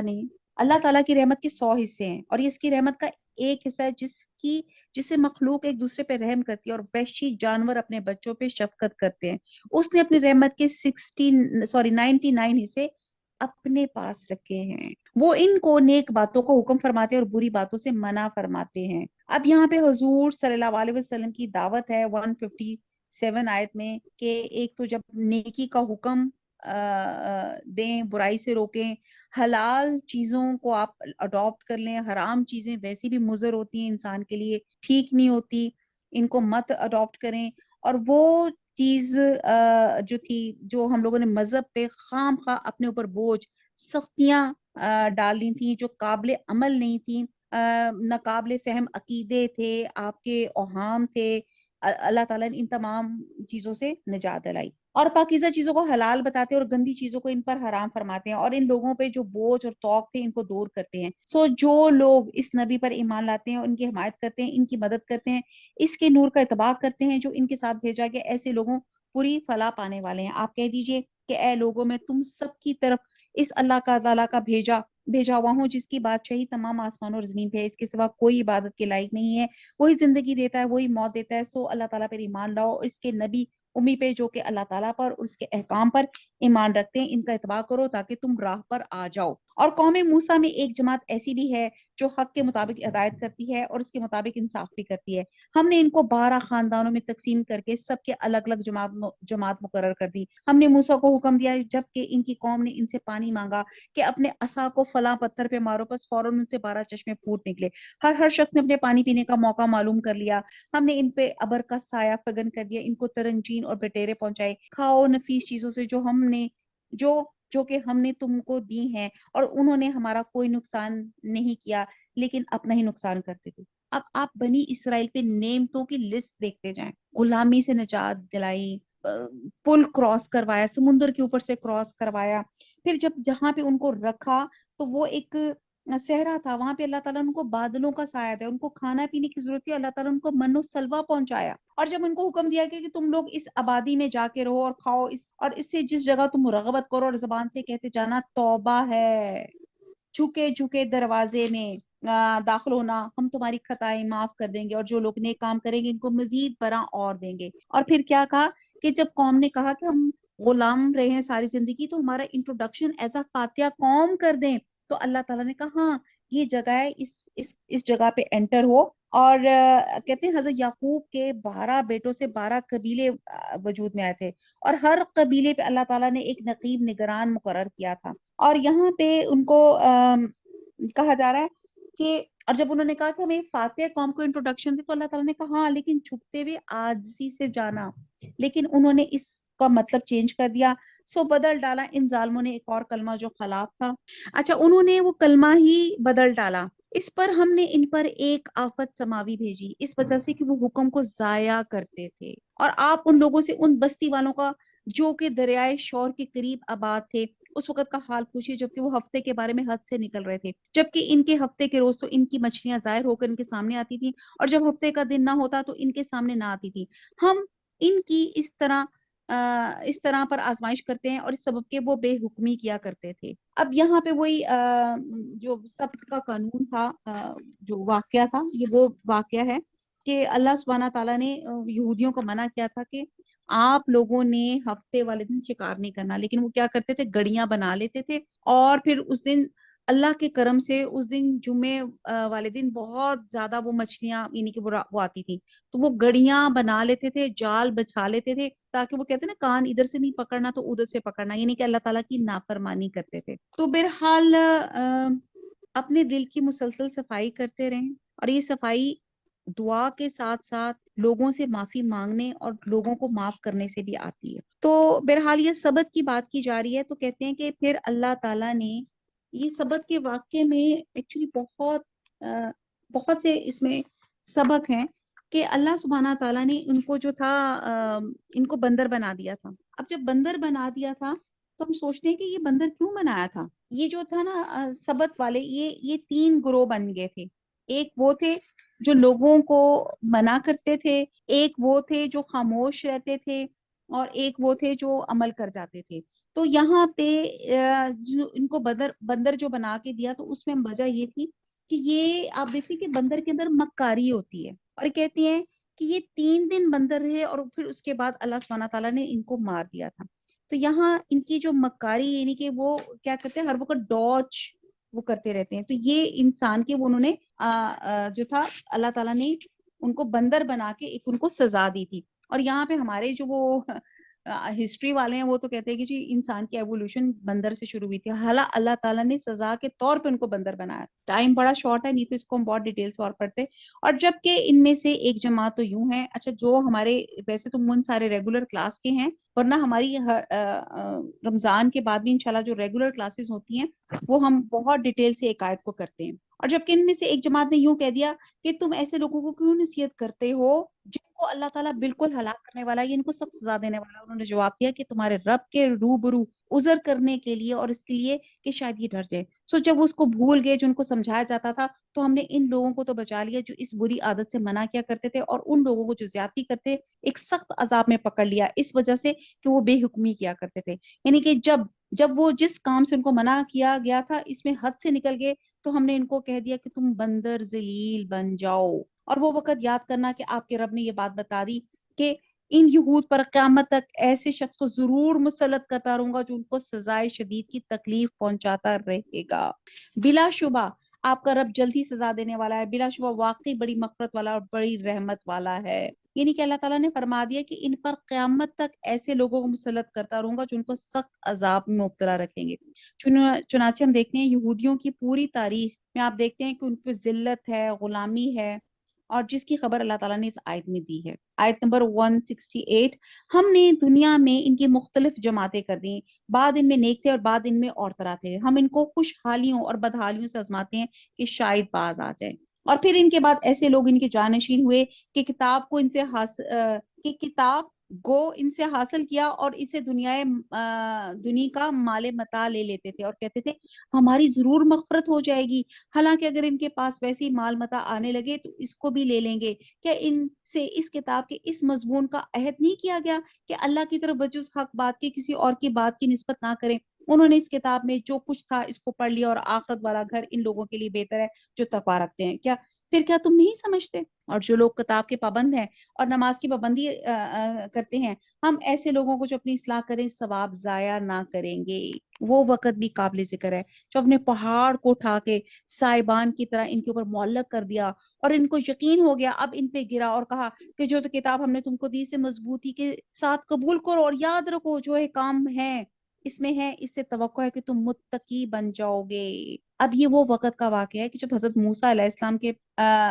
ان کے پاس تورات لائے اور ان کو احکام بتائے، تو انہوں نے حزب عادت عمل کرنے سے انکار کر دیا، جس پہ اللہ سبحانہ تعالیٰ نے ان کے اوپر پہاڑ بلند کر دیا کہ اگر تم عمل نہیں کرو گے نا تو میں یہ پہاڑ تمہارے اوپر گرا دوں گا۔ تو یہ رفع جبل کا واقعہ ان کے مطالبے پہ پیش آیا، جب انہوں نے کہا تھا ہم تورات پہ عمل اس وقت کریں گے جب اللہ تعالیٰ پہاڑ کو ہمارے اوپر بلند کر دیں گے۔ اور بعض اسکالرز کہتے ہیں یہ کوہ طور تھا۔ اور جب آپ کے رب نے اولاد آدم کی پشت سے ان کی اولاد کو نکالا اور ان سے انہی کے متعلق اقرار لیا، کیا میں تمہارا رب نہیں ہوں؟ سب نے جواب دیا کیوں نہیں، ہم سب گواہ بنتے ہیں تاکہ تم لوگ قیامت کے روز یوں نہ کہو کہ ہم تو اس سے محض بے خبر تھے۔ اب یہ ایک عہد الست ہے۔ حدیث میں آتا ہے کہ عرفہ والے دن نماز جگہ پہ اللہ تعالیٰ نے اسلاب آدم سے عہد میثاق لیا، اور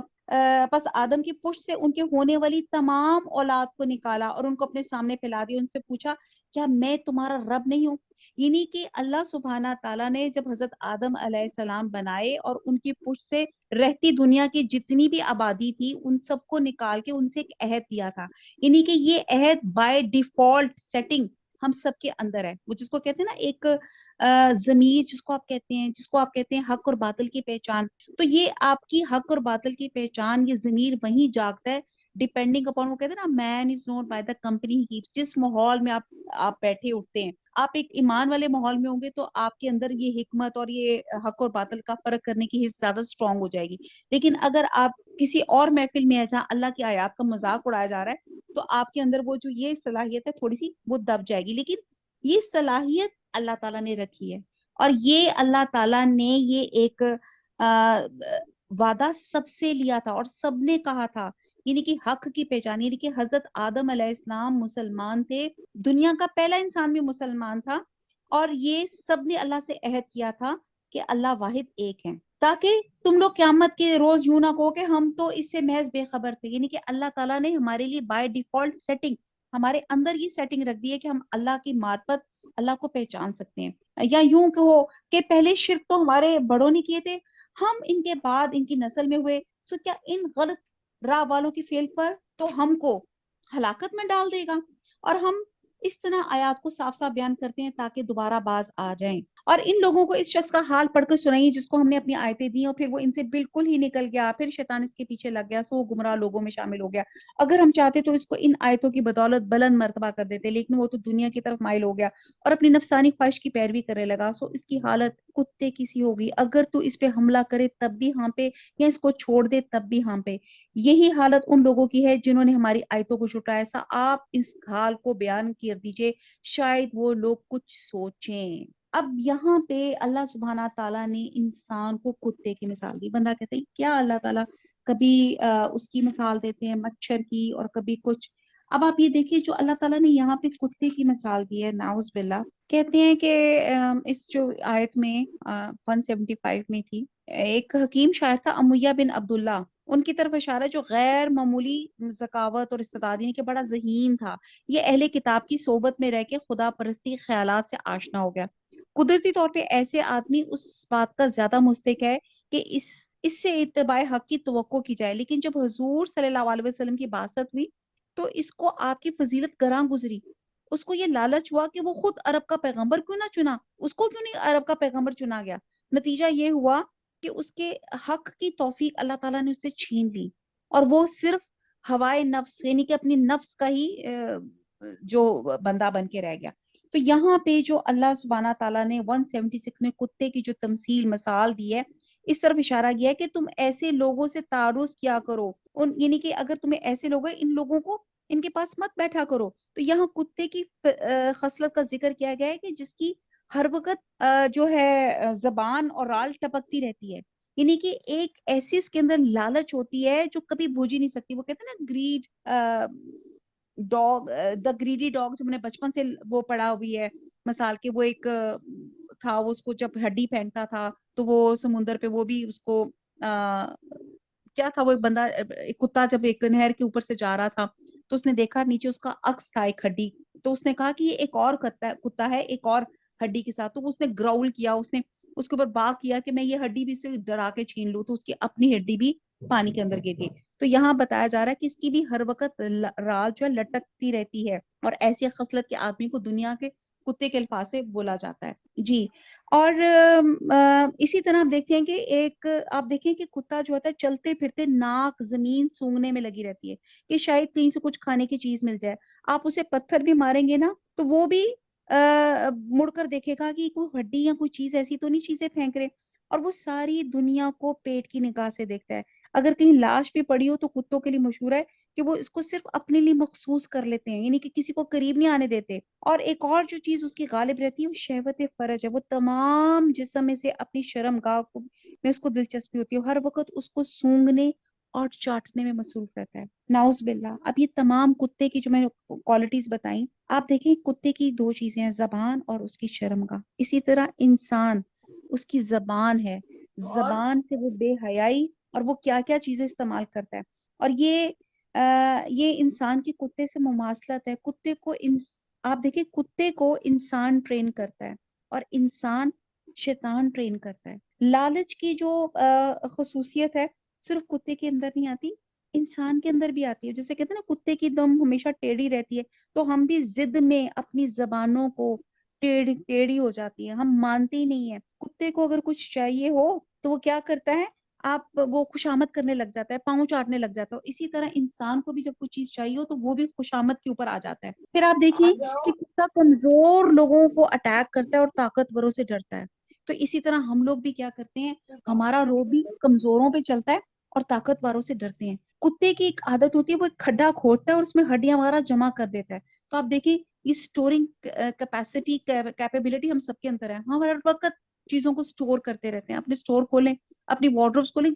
चीजें, कपड़े, बर्तन, जूतियां गिर रही होंगी, इतनी हमें स्टोरिंग की आदत है। तो ये इसी तरह करता है और हम भी स्टोर करते हैं। कुत्ता वफादार है, लेकिन जब ये पागल होता है तो अपने मालिक को ही काटता है। तो हम भी अपनी नफ्स की पैरवी करते हैं और जब बेवफाई करते हैं तो अल्लाह सुब्हाना ताला से ही बेवफाई कर जाते हैं। तो शैतान किन पे हमलावर करता है, कमजोर लोगों पे जो दीन की राह पे चल ना रहे हो। तो बहरहाल हम लोगों ने पीछे अभी कल पढ़ा था सब्त के बारे में, और सब्त के बारे में कुछ एक दो चीजें मैं ऐड करूंगी। अल्लाह ताला ने बनी इसराइल के लिए लाजम किया था कि सब्त के दिन यानी कि हफ्ते वाले दिन, जो छुट्टी वाला दिन है, उस दिन वो कोई काम नहीं करेंगे और सिर्फ इबादत करेंगे। और माशाल्लाह हम मुसलमानों को इतनी रुखसत है कि जुमे के दिन, जुमे के बाद रोजगार के लिए हम जमीन में फैल सकते हैं, अल्लाह का फजल और रिस्क तलाश कर सकते हैं। अब जब अल्लाह ताला ने मना किया तो बाद रवायात में आता है कि जुमे की शाम को वो डाल देते थे और हफ्ते की जो मछलियां उछल कर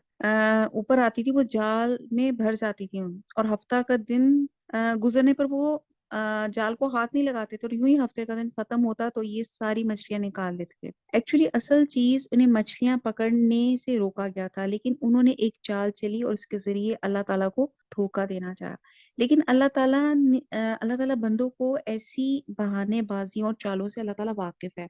और एक काम का जिस अल्लाह ताला ने मना किया,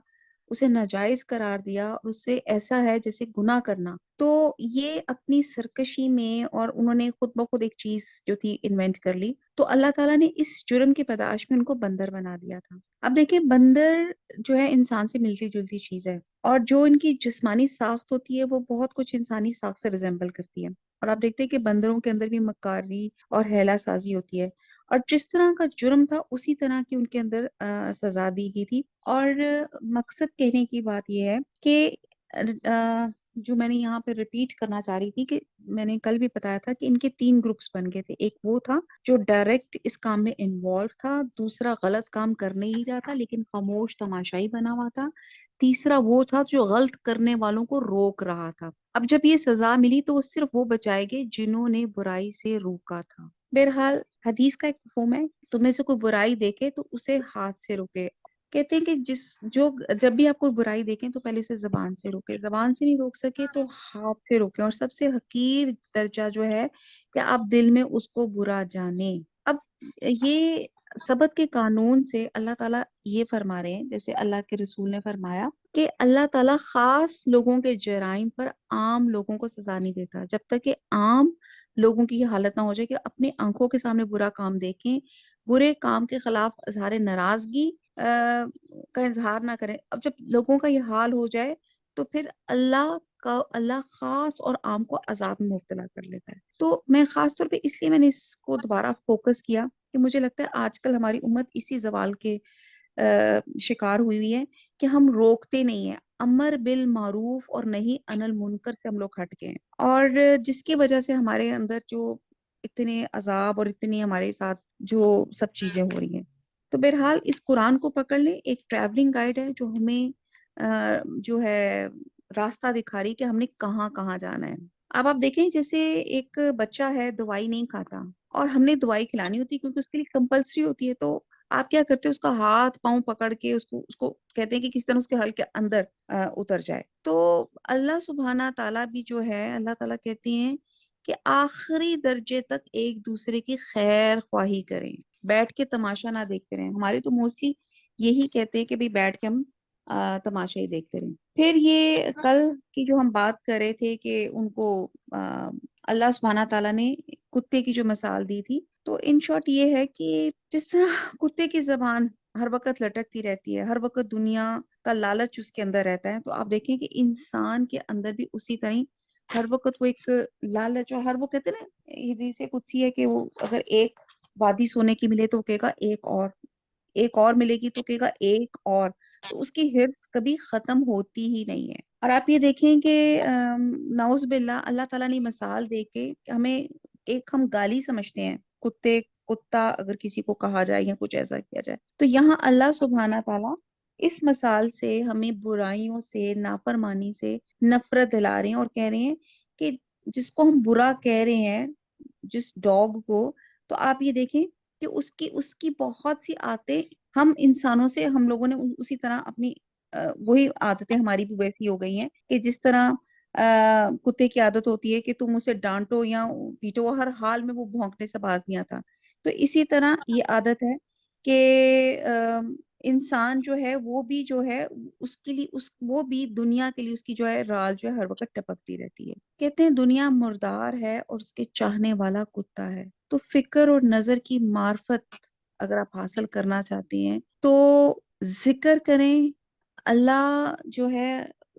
اللہ کی اس رسی کو تھام لیں۔ بہرحال آگے چلتے ہیں، پارہ نمبر 9 ہے اور آیت نمبر 177۔ ان لوگوں کی حالت بھی بری حالت ہے جو ہماری آیات کو جھٹلاتے ہیں اور اپنا نقصان کرتے ہیں۔ جس کو اللہ ہدایت کرتا ہے سو ہدایت پانے والا وہی ہوتا ہے، جس کو وہ گمراہ کر دے سو ایسے ہی لوگ خسارے میں پڑنے والے ہیں۔ اور ہم نے ایسے بہت سے جن اور انسان دوزخ کے لیے پیدا کیے ہیں، جن کے دل ایسے ہیں جن سے نہیں سمجھتے، جن کی آنکھیں ایسی ہیں جن سے نہیں دیکھتے، اور جن کے کان ایسے ہیں جن سے نہیں سنتے۔ یہ لوگ چوپایوں کی طرح ہیں بلکہ ان سے بھی زیادہ گمراہ ہیں، اور یہی لوگ غافل ہیں۔ پیچھے اللہ سبحانہ تعالیٰ نے کتے کی مثال دی اور یہاں پہ چوپایوں کی مثال دی۔ آپ دیکھتے ہیں کہ جو چوپائے ہوتے ہیں ان کو بھی کچھ عقل نہیں ہوتی، اور وہ کیا ہوتا ہے کہ نہ ان کو نفع نقصان کا چیز کا پتہ چلتا ہے، لیکن اللہ تعالیٰ نے ہدایت سے اعراض کرنے والے شخص کے اندر تو یہ تمیز کرنے کی صلاحیت ہی ختم ہو جاتی ہے، یعنی کہ وہ بھی پھر چوپایوں کی طرح ہو جاتا ہے کہ مفید چیز کون سی ہے اور مضر چیز کون سی ہے۔ تو اللہ تعالیٰ ان مثالوں سے ہمیں بتا رہے ہیں کہ اپنی عقل جو اللہ سبحانہ تعالیٰ نے دی ہے اس کو استعمال کریں اور یہ قرآن مجید کو تھام لیں۔ آیت نمبر 180، اچھے اچھے نام اللہ ہی کے لیے ہیں۔ اب یہاں پہ حدیث میں آتا ہے کہ ان کی تعداد 99 ہے، اور فرمایا گیا کہ جو ان کو شمار کرے گا جنت میں داخل ہوگا۔ اللہ تعالیٰ طاق ہے، طاق کو پسند کرتا ہے۔ تو بہرحال ایک اور چیز ہے، اگر آپ چاہتے ہیں کہ دعاؤں کی قبولیت کی سٹیمپ لگ جائے تو اللہ کی تعریف کے ساتھ، اللہ کے ناموں کے ساتھ، درود شریف کے ساتھ، اللہ پہ پورے یقین کے ساتھ، کنوکشن کے ساتھ دعا مانگے، اللہ تعالیٰ ضرور قبول کریں گے۔ سو ان ناموں کے اللہ ہی کو معصوم کیا کرو، اور ایسے لوگوں سے تعلق بھی نہ رکھو جو اس کے ناموں میں کجروی کرتے ہیں۔ ان لوگوں کو ان کے کیے کی ضرور سزا دی جائے گی، یعنی کہ اللہ کے ناموں کا جو غلط استعمال کرتے ہیں اور یا اللہ کے ناموں میں اضافہ کر لیتے ہیں یا ان کے ناموں میں کچھ کمی بیشی کر لیتے ہیں، تو بہرحال یہ ہے جیسے مشرقین نے اللہ کے ذاتی نام سے ایک بت جو تھا لات جو تھا، اور اللہ کے نام عزیز سے عزا کا بت کا نام جو انہوں نے ایک بنا لیا تھا۔ اللہ تعالیٰ ہمیں ان تمام کجیوں سے، ان تمام الحاد سے اللہ ہم سب کو روکے۔ آیت نمبر 181، اور ہماری مخلوق میں ایک جماعت ایسی بھی ہے جو حق کے موافق ہدایت کرتی ہے اور اس کے موافق انصاف بھی کرتی ہے، اور جو لوگ ہماری آیات کو جھٹلاتے ہیں ہم ان کو بتدریج لیے جا رہے ہیں، اسی طور پہ کہ ان کو خبر بھی نہیں، ان کو مہلت دیتا ہے، بے شک میری تدبیر بڑی مضبوط ہے۔ کیا ان لوگوں نے اس بات پہ غور نہ کیا کہ ان کے ساتھی کو ذرا بھی جنون نہیں، وہ تو صرف ایک صاف ڈرانے والے ہیں۔ اور کیا ان لوگوں نے غور نہیں کیا کہ آسمان اور زمین کے عالم میں اور دوسری چیزوں میں جو اللہ نے پیدا کی ہیں، اور اس بات میں کہ ممکن ہے کہ ان کی اجل قریب ہی آ پہنچی ہو، پھر قرآن کے بعد کون سی بات پر یہ لوگ ایمان لائیں گے؟ جس کو اللہ تعالیٰ گمراہ کر دے، اس کو کوئی راہ پر نہیں لا سکتا۔ اللہ تعالیٰ ان کو ان کی گمراہی میں بھٹکے ہوئے چھوڑ دیتا ہے۔ یہ لوگ آپ سے قیامت کے متعلق سوال کرتے ہیں کہ اس کا وقوع کب ہوگا؟ آپ فرما دیجئے اس کا علم صرف میرے رب ہی کے پاس ہے۔ اس کے وقت پر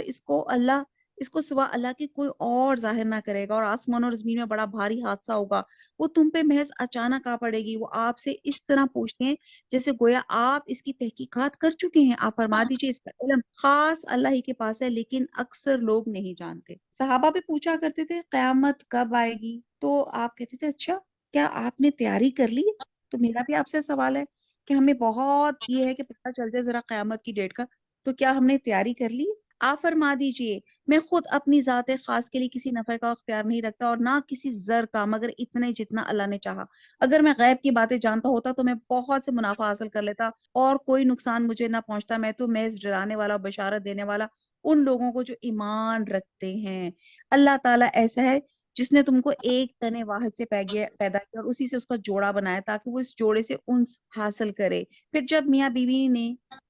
قربت کی تو اس کو حمل ہو گیا ہلکا سا، سو وہ اس کو لیے ہوئے چلتی پھرتی رہی۔ پھر جب وہ بوجھل ہوگی تو وہ دونوں میاں بیوی اللہ سے جو ان کا مالک ہے دعا کرنے لگے، اگر تو نے ہم کو صحیح سالم اولاد دے دی تو ہم خوب شکر گزاری کریں گے۔ تو یہاں پہ پورے حمل کے پروسیس بتایا جا رہا ہے، اور دعا کی جا رہی ہے کہ جب بھی دعا کرے تو نیک اور صالحہ اولاد کی کرے۔ اور سورہ روم میں بھی ہے کہ اللہ کی نشانیوں میں سے یہ بھی ہے کہ اس نے تمہارے لیے تمہیں میں سے، تمہاری جنس میں سے جوڑے پیدا کیے تاکہ تم سکون حاصل کرو۔ اور بہت افسوس سے کہنا پڑتا ہے کہ آج کل کے جو ہمارے کپلز ہیں ان کے اندر مس انڈرسٹینڈنگ، ایک دوسرے کے اندر ٹرسٹ نہیں ہے، رسپیکٹ نہیں ہے، اور سکون نام کی بھی چیز نہیں ہے۔ تو اللہ تعالیٰ جتنی بہت سی سسٹرز مجھے دعاؤں کے لیے بھی کہتی ہیں کہ اللہ تعالیٰ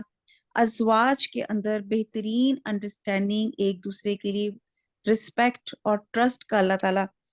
عنصر ڈالے اور خدا خوفی کرنے والے بنائے۔ اب یہاں پیچھے ایک بتایا گیا کہ اللہ کے رسول کہتے ہیں کہ میں عالم غیب نہیں ہوں، تو عالم غیب صرف اللہ کی ذات ہے۔ بعد جنگوں میں آپ کے دندان مبارک شہید ہوئے، آپ کا چہرہ مبارک ہوا، تو آپ صلی اللہ علیہ وسلم نے فرمایا تھا کہ یہ قوم کیسے فلاح پائے گی جس نے اپنے ہی نبی کو زخمی کر دیا۔ تو بہرحال کہتے ہیں، اور پھر آپ کو وہ بھی واقعہ پتا ہوگا کہ جب حضرت عائشہ پہ تہمت لگائی گئی تھی، یہ انشاءاللہ تعالیٰ ہم پڑھیں گے تو سورہ نور میں، تو نبی صلی اللہ علیہ وسلم پورا 1 مہینہ پریشان رہے تھے، یعنی کہ اللہ تعالیٰ نے آپ کو جب وقت آیا تھا تبھی آپ کو حضرت عائشہ کی برات اتاری تھی۔ پھر اسی طرح ایک یہودی عورت نے آپ کی دعوت میں اور کھانے میں زہر ملا دیا تھا، اور صحابہ نے بھی کھا لیا تھا، اور جو تھے حضور صلی اللہ علیہ وسلم زندگی بھر اس زہر کے اثرات جو تھے وہ جو تھے محسوس کرتے تھے۔ تو جس سے پتہ چلتا ہے کہ عالم غیب جو تھے سوائے اللہ تعالیٰ کے ذات کے کوئی اور نہیں جانتا۔ آیت نمبر 190 پارہ نمبر 9۔ سو جب اللہ نے دونوں کو صحیح سالم اولاد دے دی تو اللہ ہی کی دی ہوئی چیز میں دونوں اللہ کے شریک قرار دینے لگ گئے، نعوذ باللہ۔ سو اللہ پاک ہے ان کے شرک سے۔ کیا ایسوں کو شریک ٹھہراتے ہیں جو کسی چیز کو پیدا نہ کر سکے، نہ خود ہی پیدا کیے گئے ہوں، اور وہ ان کو کسی قسم کی مدد نہیں دے سکتے، اور وہ خود بھی مدد نہیں کر سکتے۔ اگر تم ان کو کوئی بات بتلانے کو پکارو تو تمہارے کہنے پہ نہ چلیں۔ تمہارے اعتبار سے دونوں امر برابر ہیں، خواہ تم ان کو پکارو یا تم خاموش ہو۔ واقعی تم اللہ کو چھوڑ کر جن کی عبادت کرتے ہو وہ بھی تم ہی جیسے بندے ہیں، سو تم ان کو پکارو اور پھر ان کو چاہیے کہ تمہارے کہنا پورا کر دیں اگر تم سچے ہو۔ کیا ان کے پاؤں ہیں جن سے وہ چلتے ہیں، یا ان کے ہاتھ ہیں جن سے وہ کسی چیز کو تھام سکے، یا ان کی آنکھیں ہیں جن سے وہ دیکھتے ہوں، یا ان کے کان ہیں جن سے وہ سنتے ہیں؟ مرنے کے ساتھ ہی دیکھنے، سننے، سمجھنے، چلنے کی تمام طاقتیں ختم ہو جاتی ہیں۔ اب ان کی طرف منسوب یا یعنی کہ یہ تمام چیزیں ہیں، تو یہ اللہ تعالیٰ اس طریقے سے ان کو دلائل دے کے بات سمجھا رہے ہیں کہ آپ کہہ دیجئے کہ تم سب شرکا کو بلا لو، پھر میری ذر رسانی کی تدبیر کرو، پھر مجھ کو ذرا مہلت دو۔ یعنی کہ سب کو اللہ تعالیٰ اللہ کے رسول چیلنج کر رہے ہیں کہ سب مل کر بھی آپ جو ہے نقصان نہیں پہنچا سکتے۔ یقیناً میرا مددگار اللہ تعالیٰ ہے جس نے یہ کتاب نازل فرمائی ہے، وہ نیک بندوں کی مدد کرتا ہے، اور تم جن لوگوں کو اللہ کو چھوڑ کے عبادت کرتے ہو وہ تمہاری کچھ مدد نہیں کر سکتے، نہ وہ اپنی مدد کر سکتے ہیں، اور ان کو اگر کوئی بات بتلانے کی پکارو تو اس کو نہ سنیں، ان کو آپ دیکھتے ہیں کہ گویا وہ آپ کو دیکھ رہے ہیں اور وہ کچھ بھی نہیں دیکھتے۔ بعض اسکالرس کہتے ہیں کہ امام بخاری نے اس کی تفسیر میں حضرت عمر کا ایک واقعہ نقل کیا، یہ آیت نمبر 99 میں ہے، آپ درگزر کو اختیار کریں۔ حضرت عمر کا واقعہ ہے کہ حضرت عمر کی خدمت میں حاضر ان کو تنقید کرنے لگے کہ آپ ہمیں نہ پوری اطاعت دیتے ہیں اور نہ ہمارے درمیان انصاف کرتے ہیں، جس پہ حضرت عمر غضبناک ہو گئے، اور تو اللہ تعالیٰ نے اپنے نبی کو حکم فرمایا تھا کہ درگزر کو اختیار کیجئے، نیکی کا حکم دیجئے اور جاہلوں سے اعراض کیجئے، اور یہ بھی جاہلوں میں سے ہے جس پہ حضرت عمر نے درگزر فرمایا تھا۔ یعنی کہ حضور کی مجلس میں لوگ کھڑے ہو کے اللہ کے رسول سے جب بحث یا اس طرح کی بات کرتے تھے تو یہاں پہ پوائنٹ بتایا جا رہا ہے کہ ان سے درگزر کرے، اور یہ ہماری زندگی کا بھی سبق ہے۔ سم ٹائم ہم سے بہت سے لوگ بڑی اچھی دلیلوں کے ساتھ بحث مباحثہ کرتے ہیں، تو یہاں پہ بتایا جا رہا ہے کہ جن کو دین، ان کو علم بھی نہیں ہوتا لیکن چرب زبانی بہت ہوتی ہے، تو یہاں پہ ایک اللہ تعالیٰ ہمیں ایک سبق سکھا رہے ہیں کہ اپنی انرجیز مت ویسٹ کرو، اگنور کرو اور معاف کرو اور آگے چلو، نیک کام کی تعلیم دیں اور جاہلوں سے ایک کنارہ ہو جائیں۔ اب یہاں پہ جو تھوڑی سی باتیں بتائی جا رہی ہیں کہ کنارہ ہو جائیں، مخالفین کے ظلم اور جاہلانہ اعتراض اور الزامات پہ ہمیں اپنی طبیعت میں اشتعال نہیں پیدا ہونا چاہیے۔ تو یہاں پہ بتایا جا رہا ہے کہ اگر کوئی ایسی سچویشن ہو جائے، کوئی جھگڑے کی، تانا وغیرہ کرنے کی، تو پھر کیا کریں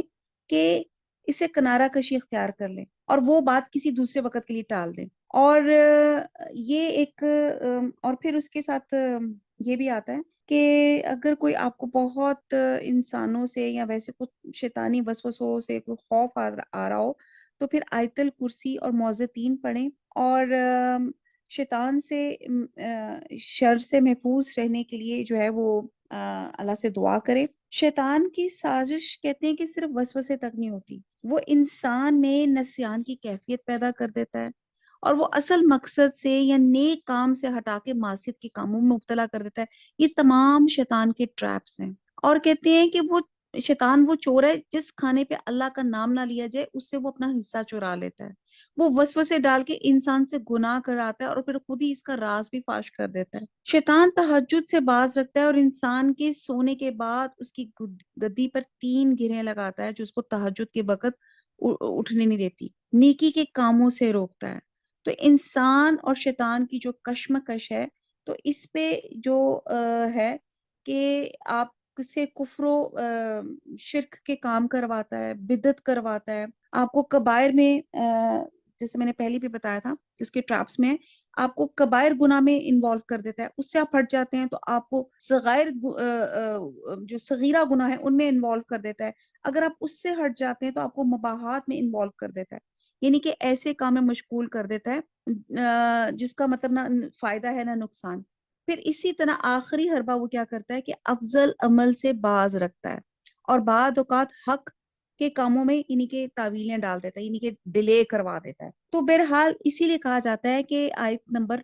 200 میں اگر آپ کو کوئی وسوسہ شیطان کی طرف سے آنے لگے تو اللہ کی پناہ مانگ لیا کیجئے، بلا شبہ خوب سننے والا اور خوب جاننے والا ہے۔ یقیناً جو لوگ خدا ترس ہیں، جب ان کو کوئی خطرہ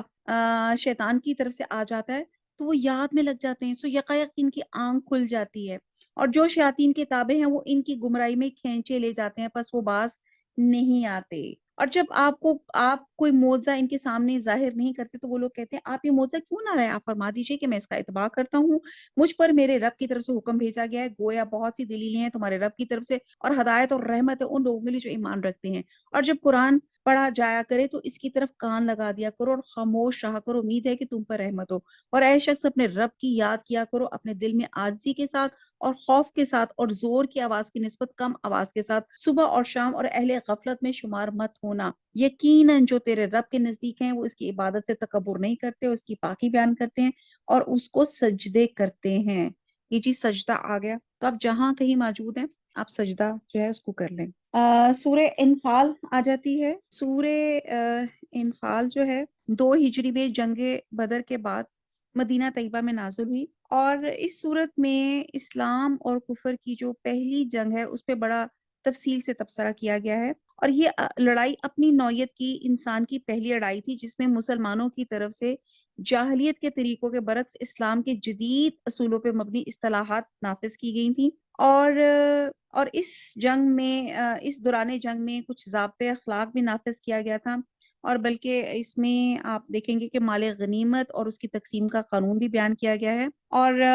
इसको पढ़ने से पहले थोड़ी सी मैं ग़ज़वे बदर की थोड़ी सी बैकग्राउंड बता देती हूँ, ताकि हमें जब हम ये पढ़ें तो हमारी थोड़ा सा बैकग्राउंड हमारा हो। ग़ज़वे बदर तारीख़ इस्लाम में वो वाहिद जंग है जिसमें मुसलमानों की तादाद 313 थी। हजूर सल्लल्लाहु अलैहि वसल्लम अपनी साथियों के हमरा कहते हैं कि रमजानुल मुबारक,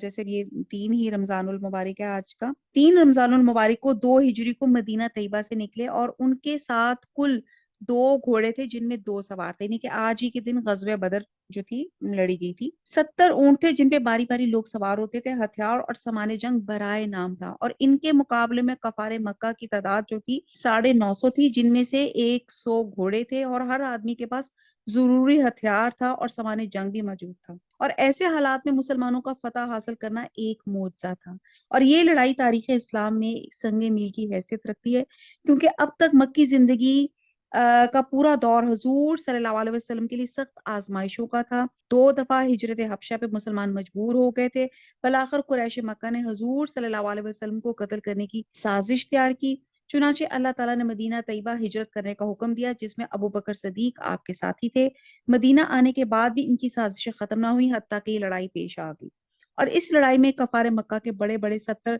सरदार कत्ल हुए, और 70 ही अफराद को मुसलमानों ने जिंदा गिरफ्तार किया। और उधर मुसलमानों की तरफ से जैसे स्कॉलर्स कहते हैं शायद 14 आदमी शहीद हुए, 14 हैं या 4 है आदमी शहीद हुए, और 6 मुहाजिरीन, 14 आदमी शहीद हुए जिसमें 6 मुहाजिर थे और 8 अंसार थे। और ये लड़ाई मक्के वालों के लिए फैसला कुन लड़ाई साबित हुई। तो आप अंदाजा लगाएं 70 के मुकाबले में सिर्फ 14 जो थे मुसलमान शहीद हुए थे। और ये इसमें क्या हुआ था कि तमाम अरब पे मुसलमानों की धाक बैठ गई थी। और ये हम साथ साथ अब ये सूरह इनफाल पढ़ते जाते हैं और हमें समझ आ जाएगी। आऊज़ु बिल्लाहि मिनश शैतानिर रजीम, बिस्मिल्लाहिर रहमानिर रहीम। यसअलूनका अनिल अनफाल, ये लोग आपसे गनीमतों का हुक्म दरियाफ्त करते हैं। आप फरमा दीजिए कि ये गनीमतें अल्लाह की हैं और रसूल की हैं, सो तुम अल्लाह से डरो और अपनी बाहमी ताल्लुकात की इस्लाह करो, अल्लाह ताला और उसके रसूल की अताअत करो अगर तुम ईमान वाले हो। अनफाल नफल की जमा है जिसके मायने ज्यादा के हैं। ये उस माल और इसबाब को कहा जाता है जो काफरों के साथ जंग में हाथ लगे, इसे गनीमत कहा जाता है। और इसे नफल इसलिए कहा जाता है कि इन चीजों में से एक है जो पिछली उम्मतों पे हराम थी। तो गोया उम्मत मोहम्मदिया में ये एक जायद चीज हलाल की गई, और इसके लिए ये जहाद के अजर से और आखिरत से अलावा ये एक जायद चीज है जिसको नफल कहा जाता है। और इसीलिए आप देखते हैं कि हम नफल नमाज भी जो पढ़ते हैं तो वो एक नफल होता है, आपका रिवॉर्ड आपने खुद अपना मल्टीप्लाई करना होता है। बस ईमान वाले तो ऐसे हैं कि जब अल्लाह ताला का जिक्र आता है तो उनके कलूब डर जाते हैं। अब यहाँ पे इन आयात में अहले ईमान की 4 सिफात बयान की गई हैं। ये 4 सिफात पढ़ते जाएं और देखें कि वाकई ये सिफात हमारे अंदर हैं कि नहीं। नंबर 1 कि जब अल्लाह का जिक्र किया जाता है उनके कलूब डर जाते हैं। डर लगा कि नहीं, रोंगटे खड़े हुए हैं कि नहीं। और जब अल्लाह की आयतें उनको पढ़कर सुनाई जाती तो उनकी आयतें तो वो आयतें उनके ईमान को और ज्यादा कर देती हैं, जिससे पता चलता है कि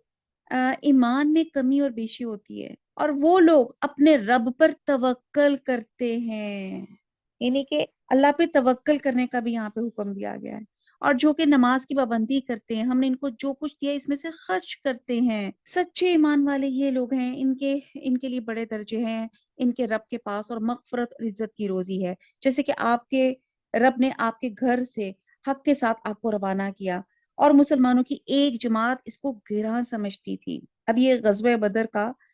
पस मंजर है। और जैसे कि अबू सफियान जो था, कहते हैं कि अबू सफियान जो भी मुसलमान नहीं हुआ था, एक तजारती काफला शाम से मक्का जा रहा था। चूंकि मुसलमानों के पास बहुत सा मालो असबाब था, हिजरत की वजह से मक्का में रोका हुआ था, تو اور کافروں نے بھی چھین لیا تھا، اور کافروں کی قوت، اور اس جو غزوے کا مقصد تھا ان کافروں کی قوت اور شوکت کو توڑنا تھا۔ تو حضور صلی اللہ علیہ وسلم نے اس تجارتی قافلے پر حملہ کرنے کا پروگرام بنایا، اور مسلمان اس نیت سے مدینہ سے چلے، اور ابو سفیان جو تھا اس کو اس چیز کا پتہ چل گیا تھا، اطلاع ہو گئی تھی، تو اس نے اپنا راستہ بدل لیا، اور دوسرا اس نے مکہ اطلاع بھجوا دی، جس کی بنا پہ ابو جہل ایک لشکر لے کے اپنے قافلے کی حفاظت کے لیے بدر کی طرف روانہ ہو گیا۔ نبی صلی اللہ علیہ وسلم کو جب اس صورتحال کا علم ہوا تو صحابہ کے سامنے معاملہ رکھ دیا کہ، اور اللہ کا وعدہ بھی بتایا کہ ان دونوں یعنی کہ تجارتی قافلے اور لشکر میں سے ایک چیز تمہیں ضرور حاصل ہوگی۔ تاہم پھر بھی لڑائی میں بعد صحابہ نے تھوڑا سا تردد کا اظہار کیا اور تجارتی قافلے کے تعاقب کا مشورہ کیا، جبکہ دوسرے تمام صحابہ نے رسول صلی اللہ علیہ وسلم کے ساتھ لڑنے میں بھرپور تعاون کا یقین دلایا۔ اور اسی پس منظر میں یہ آیات جو تھی وہ نازل ہوئی۔ آیت نمبر 6 ہے، اور وہ اس حق کے بارے میں اس کے بعد کس کا ظہور ہو گیا تھا، آپ سے اس طرح جھگڑے تھے گویا کوئی ان کو موت کی طرف ہانکے لیے جا رہا ہو اور وہ دیکھ رہے ہو، اور تم لوگ اس وقت کو یاد کرو جبکہ اللہ تعالیٰ تم سے ان دو جماعتوں میں سے ایک کا وعدہ کرتا تھا وہ تمہارے ہاتھ آ جائے گی، تم اس تمنا میں تھے کہ غیر مسلح جماعت تمہارے ہاتھ آ جائے۔ اللہ تعالیٰ کو یہ منظور تھا کہ اپنے احکام سے حق کا حق ہونا ثابت کر دے اور ان کافروں کی جڑ کاٹ دے، تاکہ حق کا حق ہونا اور باطل کا باطل ہونا ثابت کر دے۔ یہ مجرم لوگ ناپسند ہی کریں گے۔ اس وقت کو یاد کرو جبکہ تم اپنے رب سے فریاد کر رہے تھے، پھر اللہ تعالیٰ نے تمہاری سن لی کہ میں تم کو 1000 فرشتوں سے مدد دوں گا جو لگاتار چلے آئیں گے۔ اللہ تعالیٰ نے یہ امداد محض اس لیے کی تھی اس لیے کی کہ بشارت ہو اور تاکہ تمہارے دلوں کو قرار ہو جائے، اور وہ مدد صرف اللہ تعالیٰ ہی کی طرف سے ہے جو کہ زبردست حکمت والا ہے۔ اب یہاں غزوہ بدر میں اللہ سبحانہ تعالیٰ نے جو مدد کی تھی، پہلا تو کچھ یوں تھا کہ یہ غزوہ جو تھا ایک ٹرننگ پوائنٹ تھا۔ اس جنگ میں مسلمان جو تھے 313 تھے اور کافر ان سے 3 گنا یعنی کہ 1000 کے قریب تھے، اور مسلمان بے سر و سامان تھے، اور کہتے ہیں خود نبی صلی اللہ علیہ وسلم ایک الگ خیمے میں جیسے کہتے ہیں عریش اس کا نام تھا، اور وہ ساری رات جو تھے اللہ سے گریہ زاری دعائیں مانگتے رہے تھے، چنانچہ اللہ تعالیٰ نے دعائیں قبول کی اور 1000 فرشتوں سے ایک دوسرے کے پیچھے مسلسل لگاتار مسلمانوں کی مدد کے لیے آتے رہے۔ اب یہ فرشتوں کا نزول صرف خوشخبری اور دلوں کے اطمینان کے لیے تھا، ورنہ اصل مدد تو اللہ تعالیٰ کی طرف تھی، اللہ تعالیٰ کی طرف سے تھی۔ یہ اللہ تعالیٰ نے ایک فرشتوں سے مدد کی، اللہ کے رسول نے دعا کی جو اللہ تعالیٰ نے قبول کی، پھر اللہ سبحانہ تعالیٰ نے جنگ احد کی طرح جنگ بدر میں بھی اللہ تعالیٰ نے مسلمانوں پہ اونگ طاری کر دی، جس کے ان کے دلوں کے بوجھ ہلکے ہو گئے، اور پھر ان کی ایفیشنسی جو تھی، ان کے مورال جو تھے بڑھ گئے۔ پھر تیسرا انعام یہ کیا کہ بارش نازل فرما دی۔ ایک تو اگر آپ میں سے کسی نے حج اور عمرے کی سعادت کی ہے تو آپ نے دیکھا ہوگا جب ہم غزوہ بدر کے میدان پہ جاتے وہ تھوڑا سا ہائٹ پر ہے، تو یہاں پہ یہ تھا کہ اور جو دشمن تھے وہ نیچے تھے۔ جب اللہ تعالیٰ نے بارش نازل کی تو مسلمانوں نے تو وہ پانی کو سیو کر لیا، ان کو اپنے وضو اور طہارت کے لیے کر لیا، اور جو نیچے جو تھے کافر تھے ان کی زمین ریتلی تھی، ایک تو ریتلی زمین میں نقل و حرکت آسان ہوگی، اور جو کافر نیچے تھے وہ یہ تھا کہ وہاں پہ کیچڑ کیچڑ سے ہو گیا، جس میں ان کو جو کہتے ہیں نا وہ چلنا پھرنا بھی ان کے لیے مشکل ہو گیا، قدم اٹھانا بھی مشکل ہو گیا۔ اور پھر حضور صلی اللہ علیہ وسلم نے ایک مٹھی جو تھی مٹی کی پھینکی جو کفار کے منہ اور آنکھوں میں گئی، اور یہ دراصل اللہ سبحانہ تعالیٰ نے پھینکی تھی۔ تو بہرحال اللہ تعالیٰ نے بے انتہا مدد کی۔ یہ ہم چلتے جاتے ہیں کہ اللہ تعالیٰ نے کس کس طرح سے مدد کی، اور اس وقت کو یاد کرو جبکہ اللہ نے تم پر اونگ طاری کر دی تھی اپنی طرف سے چین دینے کے لیے، اور تم پر آسمان سے پانی برسا رہا تھا، اس پانی کے ذریعے سے تم کو پاک کر دے اور تم سے شیطانی وسوسوں کو دفع کر دے اور تمہارے دلوں کو مضبوط کر دے، تمہارے پاؤں جما دے۔ اس وقت کو یاد کرو جبکہ آپ کا رب فرشتوں کو حکم دیتا تھا کہ میں تمہارا ساتھی ہوں، سو تم ایمان والوں کی ہمت بڑھاؤ، میں ابھی کفار کے قلوب میں روب ڈالے دیتا ہوں، سو تم گردنوں پہ مارو اور ان کے پور پور کو مارو۔ یعنی کہ آپ یہ دیکھیں کہ پور پوروں کو جو مارے یعنی کہ ان کی انگلیوں کے اطراف، اور یہ اطراف کاٹ دیے جائیں تو پھر وہ کہتے ہیں معذور ہو جاتے، اس طرح وہ ہاتھوں سے تلوار چلانے اور پیروں سے بھاگنے کے قابل نہیں رہتے۔ اور اللہ تعالیٰ نے یہ بھی اعجاز کیا تھا کہ یہ مسلمان اور کفار ایک دوسرے کو اپنے سے دگنا نظر آ رہے تھے، یعنی کہ اگر مسلمان 313 تھے تو ان کو کفار کو 626 نظر آ رہے تھے، اور کفار جو تھے تقریباً 1000 تھے، تو ان کو مسلمان جو تھے وہ 2000 نظر آ رہے تھے۔ اور اس طرح ایک روب پڑ گیا کافروں پہ، مسلمانوں کا روب کافروں پہ پڑ گیا، اور یہ اس بات کی سزا ہے کہ انہوں نے اللہ کی اور اس کے رسول کی مخالفت کی۔ جو اللہ کی اس کے رسول کی مخالفت کرتا ہے سو بے شک اللہ تعالیٰ سخت سزا دینے والا ہے۔ آیت نمبر 14۔ سو یہ سزا چکھو اور جان رکھو، کافروں کے لیے جہنم کا عذاب مقرر ہے۔ اے ایمان والو، جب تم کافروں سے دو بدو مقابل ہو جاؤ تو ان سے پشت مت پھیرنا، اور جو شخص ان سے اس موقع پہ پشت پھیرے گا، مگر ہاں جو لڑائی کے لیے پینترا بدلتا ہو اور اپنی جماعت کی طرف پناہ لینے آتا ہو تو وہ مستثنا ہے۔ تو یہاں پہ بتایا جا رہا ہے کہ لڑائی سے آپ نے پیٹھ نہیں پھیرنی، مقابلے والے دن پیٹھ جو پھیرنا ہے، لیکن یہ ہے کہ جیسے اگر آپ ڈائریکشن آپ ویسے ہی پیچھے ہٹ رہے ہیں، یا آپ کوئی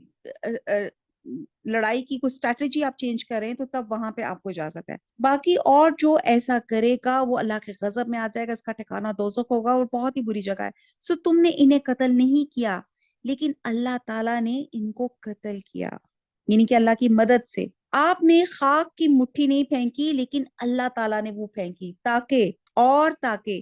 وہاں تاکہ مسلمانوں کو اپنی طرف سے ان کی محنت کا خوب عوض دے۔ بلا شبہ اللہ تعالیٰ خوب سننے والا، جاننے والا ہے۔ ایک بات تو یہ ہوئی، اور دوسری بات یہ کہ اللہ تعالیٰ کو کافروں کی تدبیر کو کمزور کرنا تھا۔ اگر تم لوگ فیصلہ چاہتے ہو تو وہ فیصلہ تمہارے سامنے موجود ہوا، اور اگر باز آ جاؤ تو یہ تمہارے لیے نہایت خوب ہے۔ اگر تم پھر وہی کام کرو گے تو ہم بھی پھر وہی کام کریں گے، اور تمہاری جمعیت تمہارے ذرا بھی کام نہ آئے گی، گو کتنی زیادہ ہو۔ اور واقعی بات یہ کہ اللہ تعالیٰ ایمان والوں کے ساتھ ہے۔ اے ایمان والو، اللہ اور اس کے رسول کا کہنا مانو، اس کا کہنا ماننے سے روگردانی مت کرو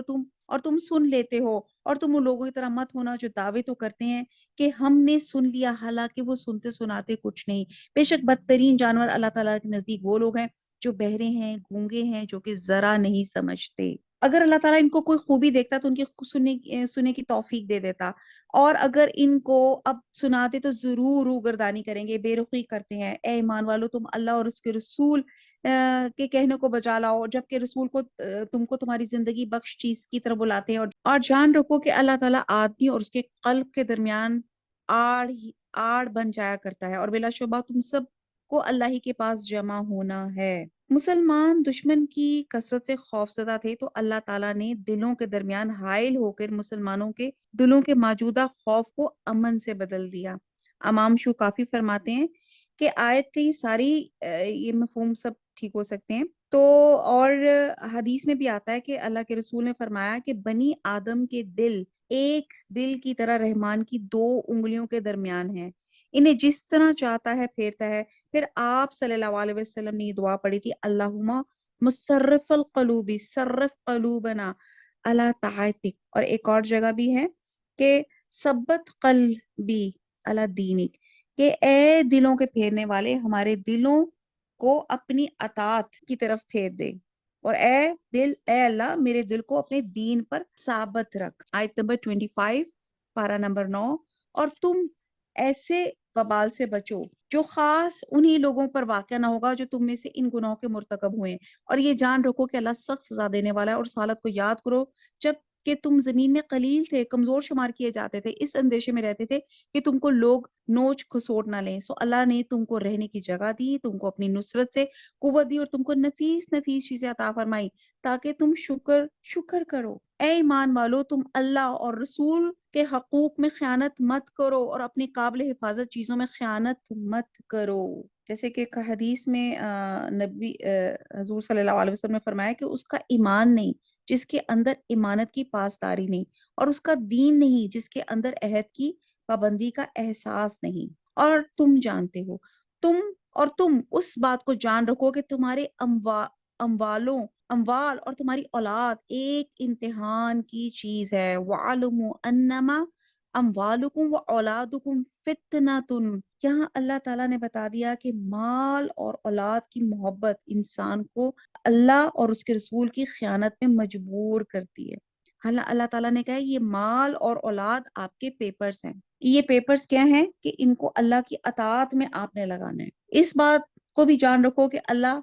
ताला के पास बड़ा भारी अजर है। आयत नंबर 29, ए ईमान वालो अगर तुम अल्लाह से डरते हो तो अल्लाह ताला तुमको एक फैसले की चीज देगा और तुमसे तुम्हारे गुनाह दूर कर देगा, तुमको बख्श देगा, और अल्लाह ताला बड़े फजल वाला है। अल्लाह ताला से हम बख्शिश मांगते हैं इस आयत के वसीले से। अल्लाह हमारे सगीरा कबीरा गुनाहों को माफ फरमा दे, आमीन। और इस वाक्य का भी जिक्र कीजिए जबकि काफिर लोग आपकी निस्बत तदबीर सोच रहे थे कि आपको कैद कर लें या आपको कत्ल कर डालें या आपको खारिज वतन कर दें। अब ये इनकी प्लानिंग्स चल रही थी। जो मक्का के जो मुशरकीन थे वो ये प्लानिंग्स कर रहे थे, और वो तो अपनी तदबीरें कर रहे थे और अल्लाह अपनी तदबीर कर रहा था, और सबसे ज्यादा मुस्तहकम तदबीर वाला अल्लाह है। कहते हैं कि इस साजिश के तहत, कहते हैं कि ये मक्का के जो लोग थे, ये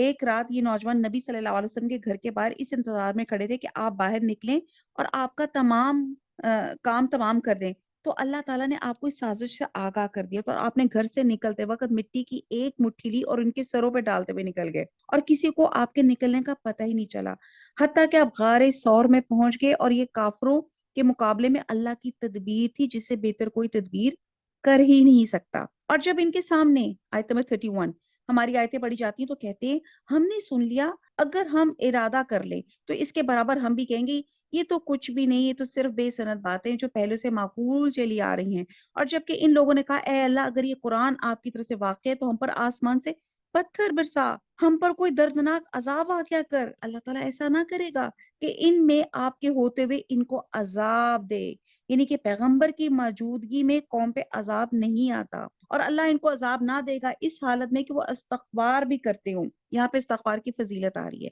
और इनमें क्या बात है कि इनको अल्लाह ताला सजा ना दे, हालांकि वो लोग मस्जिद हराम से रोकते हैं, जबकि वो लोग इस मस्जिद के मतवली नहीं, इसके मतवली तो सवा मुत्तकियों के और अशखास नहीं, लेकिन इनमें अक्सर इल्म नहीं रखते। अल्लाह ताला ने फरमाया कि इसके मतवली तो मुत्तकी अफराद ही बन सकते हैं, ना कि मुशरिक। और फिर इस आयत में जिस अजाब का जिक्र है इससे मुराद फतह मक्का है, जो मुशरिकीन के लिए अजाब अलीम की हैसियत रखता है। और इससे कबल आयत में जिस अजाब की नफी है वो ये थी कि जो पैगंबर की मौजूदगी या इस्तगफार करने रहने की वजह से नहीं आता। बहरहाल इस्तगफार को पकड़ लें अगर हम दुनिया और आखिरत में आफियत